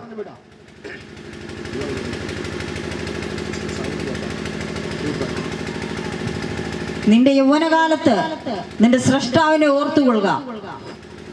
ദുർദിവസങ്ങൾ വരികയും എനിക്ക് ഇഷ്ടമില്ല എന്ന് നീ പറയുന്ന കാലം സമീപിക്കുകയും സൂര്യനും വെളിച്ചവും ചന്ദ്രനും നക്ഷത്രങ്ങളും ഇരുണ്ടുപോകുകയും മഴ പെയ്ത ശേഷം മേഘങ്ങൾ മടങ്ങി വരികയും ചെയ്യും മുൻപേ തന്നെ അന്ന് വീട്ടുകാവൽക്കാർ വിറയ്ക്കും. ഇവിടെ എഴുതിയിരിക്കുന്നു, യൗവനകാലത്ത് നിന്റെ സൃഷ്ടാവിനെ ഓർക്കണം. ഈ യൗവനപ്രായത്തിലാണ് പലതും ചിന്ത വരുന്നത്. എത്ര സംഭവങ്ങളാ സുഹൃത്തെ ഇവിടുത്തെ പത്രമാധ്യമങ്ങളും ദൃശ്യമാധ്യമങ്ങളും നമ്മൾ നിരന്തരം കാണുന്നത്. അറപ്പ് വരുന്നത് പോലുള്ള സംഭവമാണ്. ഒരിക്കലും മനുഷ്യന്റെ ചിന്താമണ്ഡലത്തിൽ ഒരു കാലത്തും ചിന്തിക്കാൻ പറ്റാത്ത പ്രവൃത്തികൾ 10, 18, 20 വയസ്സുള്ള കുഞ്ഞുങ്ങൾ ചെയ്തു തുടങ്ങുകയാണ്. ഈ രാജ്യത്തിന്റെ ലോകത്തിന്റെ പോക്ക് എങ്ങോട്ടാണെന്ന് ആർക്കും ചിന്തിക്കാൻ പറ്റുന്നില്ല. അതുകൊണ്ട് വിശുദ്ധ ബൈബിൾ എന്ന് പറയുന്ന നിർമ്മല സത്യം വിളിച്ചു പറയുന്നു, നിന്റെ യൗവനകാലത്ത് നിന്റെ സൃഷ്ടാവിനെ നീ അറിയണം. ദുർദിവസങ്ങൾ നിനക്ക് വരുമെന്നും ഇഷ്ടമില്ല എന്ന് നീ പറയുന്ന കാലം സമീപിക്കുകയും സൂര്യനും ചന്ദ്രനും നക്ഷത്രങ്ങളും ഇരണ്ടു പോകും മുൻപേ മേഘങ്ങൾ മടങ്ങി വരുന്നതിന് മുൻപേ നീ അറിയണം. അവിടെ എഴുതിയിരിക്കുന്ന വാക്യം ശ്രദ്ധിക്കണം. അന്ന് വീട്ടു കാവൽക്കാർ വിറയ്ക്കും. ആരാണ് വീടിന്റെ കാവൽക്കാരൻ? വീടെന്ന് പറയുന്നത് വിശുദ്ധ ബൈബിൾ ഉപയോഗിക്കുന്നത് മനുഷ്യനെയാണ്. മനുഷ്യ താനൊരു വീടാണ്. തന്റെ കാവൽക്കാരൻ എന്ന് പറയുന്നത് തന്റെ നട്ടെല്ലാണ്, ഭയമാണ്. താൻ വിറയ്ക്കാൻ തുടങ്ങുന്ന ഒരു കാലം വരും. ചിലർ പറയും ഒരു ഭയമില്ല പാസ്റ്റേ, ഒരു ഭയമില്ല. ഇല്ല, ഭയം വരുന്ന ഒരു കാലം വരും. അടുത്തത് ബലവാന്മാർ കുനിയും. നട്ടെല്ല് കുനിയാൻ തുടങ്ങും. നിന്റെ ബലവാൻ കുനിയും, ധൈര്യം പോകും, നട്ടെല്ല് വളയാൻ തുടങ്ങും. അങ്ങനെ ഒരു കാലം വരും. നമ്മുടെ വീടുകളിലും ഉണ്ടല്ലോ പ്രായമുള്ള അമ്മച്ചിമാർ, അപ്പച്ചന്മാർ. കുറെ പ്രായം ചെന്ന് കഴിയുമ്പോൾ, വാർദ്ധക്യമാകുമ്പോൾ അവർ മെല്ലെ കുനിഞ്ഞു കുനിഞ്ഞാ നടക്കുന്നത്. ഓട്ടോമാറ്റിക്കലി കുനിയുന്ന. പിന്നെ നമ്മളൊരു കമ്പം വെട്ടി കൊടുക്കും. അമ്മച്ചിമാർ ഇടിച്ചിടിച്ചാണ് നടക്കുന്നത്. അപ്പച്ചന്മാരും അങ്ങനെ തന്നെ. ബലവാൻ കുനിയും. വിശുദ്ധ ബൈബിൾ നാം ജനിക്കുന്നതിന് മുമ്പ് എഴുതി വെച്ചു, ബലവാൻ കുനിയാൻ പോവാ. അടുത്തത് അരയ്ക്കുന്നവർ ചുരുക്കമാകയാൽ അടങ്ങിയിരിക്കും. അത് വായിക്കാത്ത പല്ല് കാണത്തില്ല, അരയൊന്നും നടക്കത്തില്ല. പിന്നെ കട്ടി കുറഞ്ഞ കഞ്ഞി, മിക്സിക്കകത്ത് അടിച്ച കഞ്ഞിയൊക്കെ തരുമ്പോൾ നമ്മൾ മോന്തി കുടിച്ചോണ്ട് കിടക്കണം. ബൈബിൾ അന്നേ എഴുതി വെച്ചു. അടുത്തത് കിളിവാതിലിൽ കൂടെ നോക്കുന്നവർ അന്ധന്മാരാവും. ആ, തെരുവിലെ കഥകൾ അടയും. ഇവിടെ നിന്ന് നോക്കിയ അങ്ങേ വളവിൽ വരുന്ന ആളിനെ എനിക്ക് പറയാൻ പറ്റും. പക്ഷേ ഒരു അമ്മച്ചി അപ്പച്ചനും ഇവിടെ നോക്കിയിട്ട് പറയും, കുഞ്ഞെ അത് ആരടി വരുന്നത്, ആരാ മോനെ വരുന്നത്, മനസ്സിലാവുന്നില്ലോ. കാഴ്ച മങ്ങി തുടങ്ങും. കിളിവാതിലിൽ കൂടി നോക്കുന്നവര് അന്ധന്മാരാവും. പിന്നെ തെരുവിലെ കഥവടയും, ചെവി കേൾവി നഷ്ടപ്പെടും. അടുത്തത് അരയ്ക്കുന്ന ശബ്ദം മന്ദമാകും. പിന്നെ വലിയ കപ്പലണ്ടി കഴിക്കത്തില്ല, വാട്ടുകപ്പ കഴിക്കത്തില്ല, പിന്നെ കട്ടിയുള്ള ഒന്നും വേണ്ട. വാഴയ്ക്കാവറ്റിൽ കൊടുത്താൽ പോലും അമ്മച്ചിമാര് തിന്നത്തില്ല, എടുത്ത് കയ്യെ വെച്ചിട്ട് പിള്ളേർക്ക് കൊടുക്കും. അരയ്ക്കുന്ന ശബ്ദം മന്ദമാകും. പിന്നെ വലിയ ചവയൊന്നുമില്ല. ഇത് വരാൻ പോവാ നമുക്കല്ല. വായിച്ചോ. പക്ഷികളുടെ ശബ്ദത്തിങ്കൽ രാത്രി ഉറക്കമില്ല. മനുഷ്യന് ഉറക്കം നഷ്ടപ്പെടും. ഒരു കിളി ചലച്ചാൽ മതി. എത്ര അമ്മച്ചിമാർ, നമ്മുടെ വലിയമ്മച്ചിമാരൊക്കെ പറഞ്ഞിട്ടുണ്ട്, വളരെ രാത്രി ഒരു കിളി അലച്ച് ഞാൻ ഉണർന്നേ, പിന്നെ ഉറക്കം വന്നില്ലടി. വെളുപ്പാങ്കാലം വരെ ഞാൻ ഇങ്ങനെ ഇരിക്കുകയായിരുന്നു. ആ കിളി ചലച്ചപ്പോൾ എൻ്റെ ഉറക്കം പോയി. പക്ഷികളുടെ ശബ്ദത്തിൽ ഉണർന്നു പോകും. പിന്നെ പാട്ടുകാരത്തികളൊക്കെയും തളരുകയും ചെയ്യും. ഇനി ചിത്രയല്ല, യേശുദാസ് അല്ല, ആര് പാടിയാലും നമ്മൾ കൂടെ പാടും. എന്തൊരു രാഗവും. പക്ഷേ വാർദ്ധക്യമാകുമ്പോൾ പാട്ടുകാരിത്തികളൊക്കെ തളരും. എന്ന് വെച്ചാൽ അമ്മച്ചിമാരുടെ കൂടെ സന്ധ്യപ്രാർത്ഥനയ്ക്ക് ഇരുന്ന് നോക്കണം. അവരൊരു രാഗവും എടുത്ത് പാട്ടും താളമൊക്കെ അടിച്ച് അവർ വരുമ്പോഴത്തേനും നമ്മൾ ഒരു പാട്ടിന് 4 വരി കഴിഞ്ഞു പോകും. നമ്മൾ ഈ അമ്മച്ചിമാരെ കൂടെ പഠിപ്പിക്കത്തേ ഇല്ല. കാരണം മൊത്തം തെറ്റിക്കും, നമ്മളും തെറ്റാവും. ഉള്ള കാര്യമാണ്. പാട്ടുകാരിത്തികളൊക്കെ തളരും. അടുത്തത് അന്ന് അവർ കയറ്റത്തെ പേടിക്കും. കയറ്റത്ത് കൊണ്ട് നിർത്തി, സ്റ്റെപ്പിൽ കൊണ്ട് നിർത്തി അമ്മച്ചി കയറാൻ പറഞ്ഞാൽ പറയും, നീ പോകും ജോലിയൊക്കെ, ഞാൻ വരുന്നില്ല, എന്നെ കൊണ്ട് കയറാൻ പോയെന്ന് പറയും. നിങ്ങളൊന്ന് കയറ്റി നോക്ക്. കുറച്ച് തേരി മതി, നടക്കത്തില്ല അമ്മച്ചി അപ്പച്ചന്മാര്. കയറ്റത്തെ ഭയക്കുന്നൊരു കാലം വരും. പിന്നെ വഴിയിൽ ഭീതികൾ ഉള്ളതായി തോന്നും. നല്ല വഴിയിലൂടെ നടത്തിയാലും വിറച്ചാ കാല് വെക്കുന്നത്. അമ്മേ കുഴിയില്ലമ്മേ, വെക്കമ്മേ, ഇങ്ങോട്ട് പോവാമേ, വരത്തില്ല. വഴിയിൽ ഭീതി ഉള്ളതായി തോന്നും. കുഴികൾ കിടക്കുകയാണെന്ന് അങ്ങ് ചിന്തയാ. അവരുടെ കണ്ണിന് തോന്നുക അടുത്ത കുഴിയിലോട്ടാ ഞാൻ വീഴുന്നത്, അടുത്ത എൻ്റെ കാല് കുഴിയിലോട്ടാ. അതുകൊണ്ട് മക്കളൊക്കെ പിടിക്കുമ്പോൾ നടക്കത്തില്ല. പേടിച്ച് വിറച്ച് വരുന്നതിന്റെ കാര്യം വിശുദ്ധ ബൈബിൾ അന്നേ എഴുതി വെച്ചു. വഴിയിൽ ഭീതി ഉള്ളതായി തോന്നും. കരമുയർത്തി കർത്താവിന് നന്ദി പറഞ്ഞിട്ട് ഹല്ലേലൂയ. അടുത്തത് ബദാം വൃക്ഷം പൂക്കും, തലമുടി നരയ്ക്കും. ഇന്ന് ബദാം ഒറ്റ പൂത്ത മനുഷ്യന് വിടില്ല. ഇപ്പൊ എന്തൊക്കെ കളർ ഇറങ്ങിയിട്ടുണ്ട്, മൊത്തം അടിക്കുക.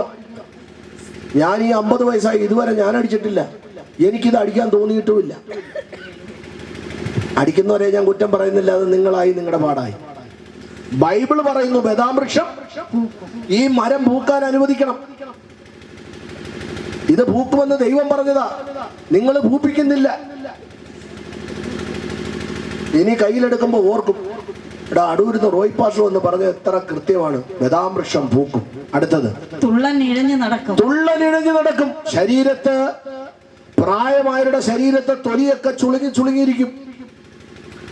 അവരെപ്പോഴും ഇങ്ങനെ കയ്യും കാലും തൂത്തോണ്ടിരിക്കും. എന്തോ ഇഴയുന്നത് പോലെ തോന്നും. ദേഹം മുഴുവനും മെല്ലെ മെല്ലെ ഇങ്ങനെ തൂത്തോണ്ടിരിക്കും. അപ്പച്ചന്മാരെ ശ്രദ്ധിച്ചാൽ മതി. അത് ഓട്ടോമാറ്റിക്കലി തൊലി ചുരുങ്ങുമ്പം എന്തോ ഇഴയുന്നത് പോലെ തോന്നും. തുള്ളനിഴഞ്ഞ് നടക്കും. അടുത്തത് രോചനക്കുരു ഫലിക്കാതെ വരും. ഏത് മരുന്ന് കഴിച്ചാലും വെറുതെ കൊണ്ട് ഇഞ്ചക്ഷൻ വെക്കാന്നേ ഉള്ളൂ. എന്നെ കൊണ്ടുകൂടി ആശുപത്രി, എന്നെ ആശുപത്രി കൊണ്ടുപോടാ. അവിടെ കൊണ്ടുപോയാൽ പൈസ പോത്തേ ഉള്ളൂ. അപ്പച്ച വെറുതെ ആശുപത്രിക്കാർക്ക് പൈസ കൊടുക്കാന്നേ ഉള്ളൂ. രോചനക്കുരു ഫലിക്കത്തില്ലെന്ന്, വയസ്സായി കഴിഞ്ഞാൽ മരുന്ന് കയറത്തില്ലെന്നാണ് എഴുതി വെച്ചേക്കുന്നേ.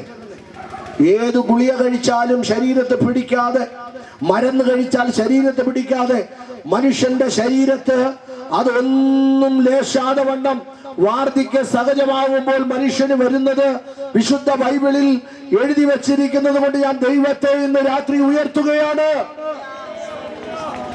അടുത്തത് മനുഷ്യൻ തന്റെ ശാശ്വത ഭവനത്തിലേക്ക് പോകും. കേട്ടോണേ മനുഷ്യ, താങ്കളും ഞാനും ശാശ്വതമായ ഒരു ഭവനമുണ്ട്, അവിടേക്ക് മടങ്ങിപ്പോകുമെന്ന്. അടുത്തത് വിലാപം കഴിക്കുന്നവർ വീതിയിൽ ചുറ്റി സഞ്ചരിക്കും. എന്ന് വെച്ചാൽ മനുഷ്യന്റെ ചിന്ത മുഴുവനും തെരുവിലായിരിക്കും. അമ്മ വീട്ടിൽ കിടപ്പുണ്ട്, പക്ഷെ അമ്മ എപ്പോ നോക്കിയാലും പറയുന്നത് ലവൾ എവിടെ എന്തോ ചെയ്യുക, മൂത്ത മോൻ ഇപ്പൊ അവിടെ എന്തോ ആയിരിക്കും, കൊച്ചുമോൻ ഇപ്പൊ എന്തോ എടുക്കുക. അമ്മയുടെ ചിന്ത മൊത്തം അവിടെ ഇവിടെയാണ്. നമ്മൾ വീട്ടിൽ കൊടുത്ത് ചോറും കൊടുത്ത് അമ്മയെ കട്ടിലേ കിടത്തേക്ക് വന്നാലും അമ്മ ഇവിടുത്തെ കാര്യമൊന്നും അല്ല പറയുന്നത്, വിലാപമാ. ചുറ്റി സഞ്ചരിച്ചുകൊണ്ടിരിക്കും. എല്ലാ മക്കളുടെ അടുത്തും ബന്ധുക്കളുടെ അടുത്തും എല്ലാം ഇങ്ങനെ ചിന്ത പോകും. അടുത്തത്, അന്ന് വെള്ളിച്ചരട് അറ്റുപോകും. സുഹൃത്തെ, വെള്ളിച്ചരട് അറ്റുപോകും എന്ന് ഡോക്ടർമാര് പിടിച്ചിട്ട് ഇങ്ങനെ തട്ടും. നരമ്പൊന്ന് എടുക്കാനാ, കൈ മെല്ലെ ഒന്ന് മുറുക്കി പിടി, ചെറുതാട്ടൊന്ന് പിടി. പിടിച്ചു. ഒന്ന് 2-3 തട്ട് തട്ടി നരമ്പ് തെളിഞ്ഞു. ഇതൊക്കെ സൂചി കുത്താനുള്ള പരിപാടിയൊക്കെ അവർ ചെയ്യും. വലിയ പാടാ നരമ്പ് കിട്ടാൻ. അവരടിച്ചടിച്ച് നോക്കി അടിച്ച് തെളിപ്പിച്ച് എടുത്താ കുത്തുന്നത്. പക്ഷെ വാർദ്ധക്യമാകുമ്പോൾ നമ്മുടെ വെള്ളിച്ചരട് മൊത്തം ലൂസായിട്ട് കിടക്കും.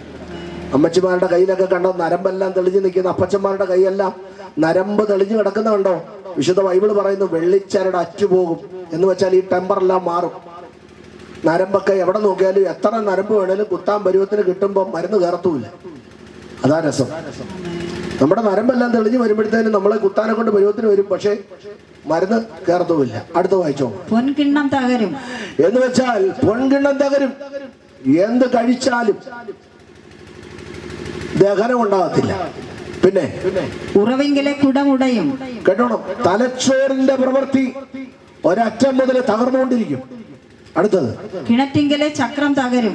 കിണറ്റിങ്കിലെ ചക്രം, ഹൃദയത്തിന്റെ സ്പന്ദനം, ഇടിപ്പ് തകർച്ചയിലാകാൻ തുടങ്ങും.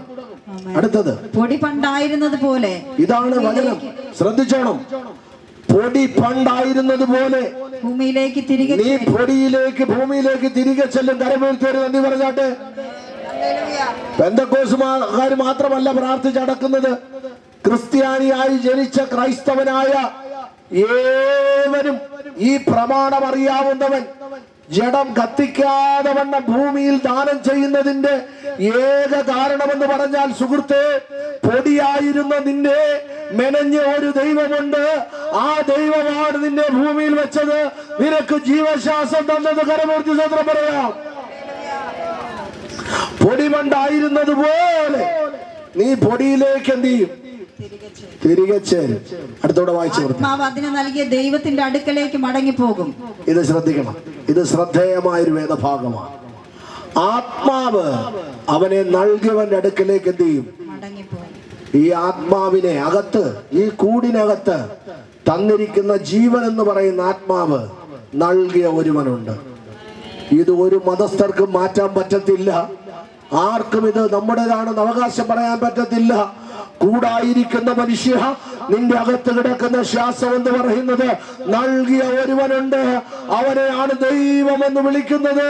ആ ദൈവത്തെ തിരിച്ചറിയുന്ന താങ്കൾ ഒരു മനുഷ്യരാകാൻ ഇന്ന് രാത്രി ഞങ്ങൾ ആഗ്രഹിക്കുകയാണ്. മനുഷ്യനെന്ന് താങ്കളെ ഒന്ന് വിളിക്കണമെന്ന് ആഗ്രഹമുണ്ട്. ഇതുവരെ ലവലേശം മനുഷ്യ സ്നേഹം എന്തെന്ന് പോലും അറിയാതെ വണ്ണം എത്രയോ വീടിനകത്ത് സ്വസ്ഥതയില്ലാതെ എത്രയോ സഹോദരിമാര് നിലവിളിച്ചുകൊണ്ടിരിക്കുക. ഭർത്താവിന്റെ ഒരു മാനസാന്തരം കാണാൻ, ആ ഭർത്താവിന്റെ ഒരു മദ്യപാനം എന്ന് മാറിക്കാണാൻ, ആ മകന്റെ ഒരു നല്ല സ്വഭാവം കാണാൻ. മോനെ, നിന്റെ അമ്മ നിന്നെ പ്രസവിച്ച് വളരെ കഷ്ടപ്പെട്ട് വളർത്തി, നീ ആരുടെയും മുമ്പിൽ നിന്നെ മുട്ടുകുത്തിക്കാതെ, ഒരു ജോലിക്കും നിന്നെ അയക്കാതെ ആവോളം അധ്വാനിച്ചു തന്ന നിന്റെ അമ്മ, നിന്റെ പപ്പ നിന്റെ അടുത്ത് നിന്ന് നിന്റെ സന്തോഷം കാണാൻ, നിന്റെ പഠനം കാണാൻ, നിന്റെ ഭാവി കാണാൻ, നിന്റെ വിവാഹം കാണാൻ, നിന്റെ ജോലി കാണാൻ, നീ ഒരു കുടുംബജീവിതത്തിൽ ആയി കാണാൻ നിന്റെ അമ്മയും അപ്പനും ഒത്തിരി രാത്രികളിൽ പ്രാർത്ഥിച്ചും കരഞ്ഞു കഷ്ടപ്പെട്ടും നിന്നെ വളർത്തി നേർത്ത് ഒരു മനുഷ്യനായി മടങ്ങി വരുവാൻ, സുഹൃത്തെ, കുഞ്ഞെ, ഇന്ന് രാത്രി ഈ പ്രഭാഷണം ദൈവം നിന്നോടാ പറയുന്നത്. ഒന്ന് മടങ്ങി വന്ന് നിന്നെ ഒന്ന് കാണുവാൻ ആഗ്രഹിക്കുന്ന നിന്റെ പപ്പയും അമ്മയും, നിന്റെ ബന്ധുക്കള്, അല്ലെങ്കിൽ വേണ്ട നിന്റെ പിന്നെ സഹോദരങ്ങള്, അല്ലെ നിന്റെ മക്കള്, ഒരു മടങ്ങി വരുവൻ ഇന്ന് രാത്രി തയ്യാറാകുമോ? എത്ര പേര് ഇന്ന് രാത്രി തയ്യാറാകും? ഈ മാർഗം എനിക്ക് വേണ്ട എന്ന് പറഞ്ഞ് നല്ല പാതയിൽ സഞ്ചരിക്കാൻ താങ്കൾ ആഗ്രഹിക്കുന്നുവെങ്കിൽ ഇന്ന് രാത്രി താങ്കൾക്ക് വേണ്ടി പ്രാർത്ഥിക്കാനുമാണ് ഞങ്ങൾ ഇവിടെ ആയിരിക്കുന്നത്. ഒരു കാലത്ത് ദൈവം എന്തെന്നറിയാതെ പാപത്തിന്റെ ഈടുപെട്ട വഴിയിൽ പോയ ഞങ്ങളെ ദൈവം സ്നേഹിച്ചു, അനേകർക്ക് മാതൃകയാക്കി മാറ്റി. ഞങ്ങളുടെ ദേശത്ത് മാത്രമല്ല, ഞങ്ങൾ പോകുന്നിടത്തല്ല അനേകർക്ക് ഞങ്ങൾ തണലാകാൻ കാരണമെന്ന് പറഞ്ഞാൽ യേശു വന്ന രക്ഷിതാവ് ഞങ്ങളുടെ ഉള്ളിൽ വന്നത് കൊണ്ടാണ്. വചനം ഇങ്ങനെ പറയുന്നു, തന്റെ ഏകജാതനായ പുത്രനിൽ വിശ്വസിക്കുന്ന ഏവനും നശിച്ചു പോകാതെ നിത്യജീവൻ പ്രാപിക്കേണ്ടതിന് ദൈവം അവനെ നൽകുവാൻ തക്കവണ്ണം ലോകത്തെ സ്നേഹിക്കുകയാണ്. ഈ ദൈവത്തിന്റെ വചനം നിന്നോടിന്ന് രാത്രി നിന്റെ കുടുംബത്തോട് ദൈവം സംസാരിക്കുകയാണ്. ദൈവത്തിന്റെ വചനത്തിന് കീഴ്പ്പെടാതെ വണ്ണം ഇല്ല, എന്നെ തടുക്കാൻ ഒരു ശക്തിക്കും കഴിയത്തില്ല എന്ന് പറഞ്ഞ് പിന്നെയും പാപത്തിന്റെ പിടിയിലകപ്പെട്ട് ലോകമനുഷ്യനായി നീ നിയമിച്ചാൽ ദൈവത്തിന്റെ ന്യായവിധി എന്ന് പറയുന്ന കരത്തിനകത്ത് നീ പിടിക്കപ്പെടുമെന്നുള്ള കാര്യം മറന്നു പോകരുത്. നന്മ എന്ന് പറയുന്ന ഒരു വൃക്ഷമുണ്ടെങ്കിൽ തിന്മയുടെ വൃക്ഷം ഇപ്പുറത്തുണ്ട്. മലയെന്ന് പറയുന്ന ഒന്നുണ്ടെങ്കിൽ താഴ്വരയുണ്ട്. പുരുഷൻ എന്ന് പറഞ്ഞാൽ സ്ത്രീയുണ്ട്. ദൈവം എന്ന് പറഞ്ഞാൽ പിശാചുണ്ട്. സുഹൃത്തേ, പിശാചിന്റെ വലയത്തിനകത്ത് വിട്ട് പാപത്തിന്റെ വഴിയിൽ പോയിട്ട് പിശാചിന്റെ പിടിക്കകത്ത് അമരപ്പെട്ടവനായി ആർക്കും നിന്നെ നേടുവാൻ പറ്റാതെ വണ്ണം ആര് പറഞ്ഞാലും അനുസരണയില്ലാത്തവനായി ലോകീയ തെറ്റുകളൊക്കെ ചെയ്ത് സുഖലോലുവനായി ജീവിക്കുമ്പോഴായിരിക്കും ഏതെങ്കിലും കേസിനകത്ത് അകപ്പെട്ട് ഏതെങ്കിലും വാഹനത്തിന്റെ പിന്നിൽ സഞ്ചരിച്ച് ഏതെങ്കിലും നിലവാരത്തിൽ ഏതെങ്കിലും കുറ്റകൃത്യങ്ങളിൽ ചെന്നകപ്പെട്ട് ജീവിതം അവിടം കൊണ്ട് പൊലിഞ്ഞു പോകാതിരിക്കാനാണ് ഇങ്ങനെയുള്ള പ്രഭാഷണം വയ്ക്കുന്നത്. അത് താങ്കൾക്ക് വേണ്ടിയാണെന്നോർത്ത് മടങ്ങി വരാൻ മനസ്സുള്ളവർക്കായി ഞാൻ ദൈവത്തെ വാഴ്ത്തുകയാണ്. ദൈവത്തിന്റെ വഴി വിട്ട് പോകരുതേ കുഞ്ഞെ. ദൈവത്തിന്റെ പാത വിട്ട് പോകല്ലേ കുഞ്ഞെ. ദൈവത്തിന്റെ സ്നേഹം വിട്ട് മാറല്ലേ കുഞ്ഞെ. ദൈവം നിന്നെ ഇന്ന് രാത്രി സ്നേഹിക്കുകയാണ്. ഈ ദൈവത്തെ താങ്കൾക്ക് വേണമെന്ന് ആഗ്രഹമുണ്ടോ എങ്കിൽ താങ്കളെ ഒരു നല്ല മനുഷ്യനാക്കാൻ ഈ ദൈവത്തിന് കഴിയും. ദൈവം തന്റെ പാപത്തെ ആമേ ക്ഷമിപ്പാൻ കഴിവുള്ളവനാണ്. താങ്കൾ എത്ര ഭാവിയായിരുന്നാലും സ്നേഹിച്ച് ഒരു നല്ല മനുഷ്യനാക്കി മാറ്റി താങ്കളുടെ പാപത്തിന് ആമേൻ പരിഹാരം തന്ന് ഒരു നല്ല പിതാവായി മാതാവായി സഹോദരനായി ഭവനത്തിൽ ഏത് വ്യക്തിയായി താങ്കളെ ആക്കണമോ താങ്കളുടെ പാപത്തിന്റെ പരിഹാരം തന്ന് പുതുതായി നടത്തുവാൻ ദൈവത്തിന് കഴിയുമെന്ന് ഈ പ്രഭാഷണം മൂലം ഞാൻ വിളിച്ചു പറയട്ടെ. വിശ്വസിക്കുന്നവർക്കായി ഞാൻ ദൈവത്തെ വാഴ്ത്തുന്നു. ഞാൻ എൻ്റെ വാക്കുകൾക്ക് പര്യവസാനം കൊടുക്കുകയാണ്. ഈ ക്രമീകരിച്ച പ്രാർത്ഥന ഇത് സഭയ്ക്ക് വേണ്ടിയല്ല. ഈ ദേശത്ത് നശിച്ചു പോകുന്ന ഒരു പറ്റം ചെറുപ്പക്കാരുണ്ട്. അവരെ ചൂണ്ടിയാണ് ഇന്ന് രാത്രിയിലെ